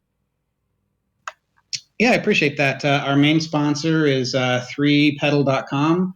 It's actually 3-pedal.com. It's a classified ads website for cars that have manual transmissions. And a couple other local sponsors on our car advanced management group and advanced realty group, just local people that help me out and support me in my fun hobby. Well, congratulations once again on finishing at the podium here in the PCA for the club class, Brett, and we will see you next week at VIR. Thank you, gentlemen. Brett Holmes rounds out the podium, rounds out our interviews tonight. Taylor Burris, a wild and wacky race at the end of it at Circuit Gilles Villeneuve. First time that PCA has come to Quebec to race in the backyard of the Rensport region, and I have a feeling it won't be the last time we come back here, but we now turn our attention to VIR, a stalwart, a staple of the PCA Sim Racing schedules. We saw it a lot last year. We're going to see it again this year. What do you expect out of VIR when we get there next Friday night? A continuation of the battle between Polasek and Lisner, of course. We will see once we go back to VIR next week. As far as for the rookie class and sportsman class in that class, I mean, you never know what you can get out of there. And then, of course, finally, VIR is its own different animal itself. It may seem easy at some points, but it is one of the most challenging circuits probably these drivers will have to face when we go next week. A lot of challenges, I think, await these drivers at VIR. Plenty of room to escape, but not much room to be successful. You do have to be on point to nail down your corners.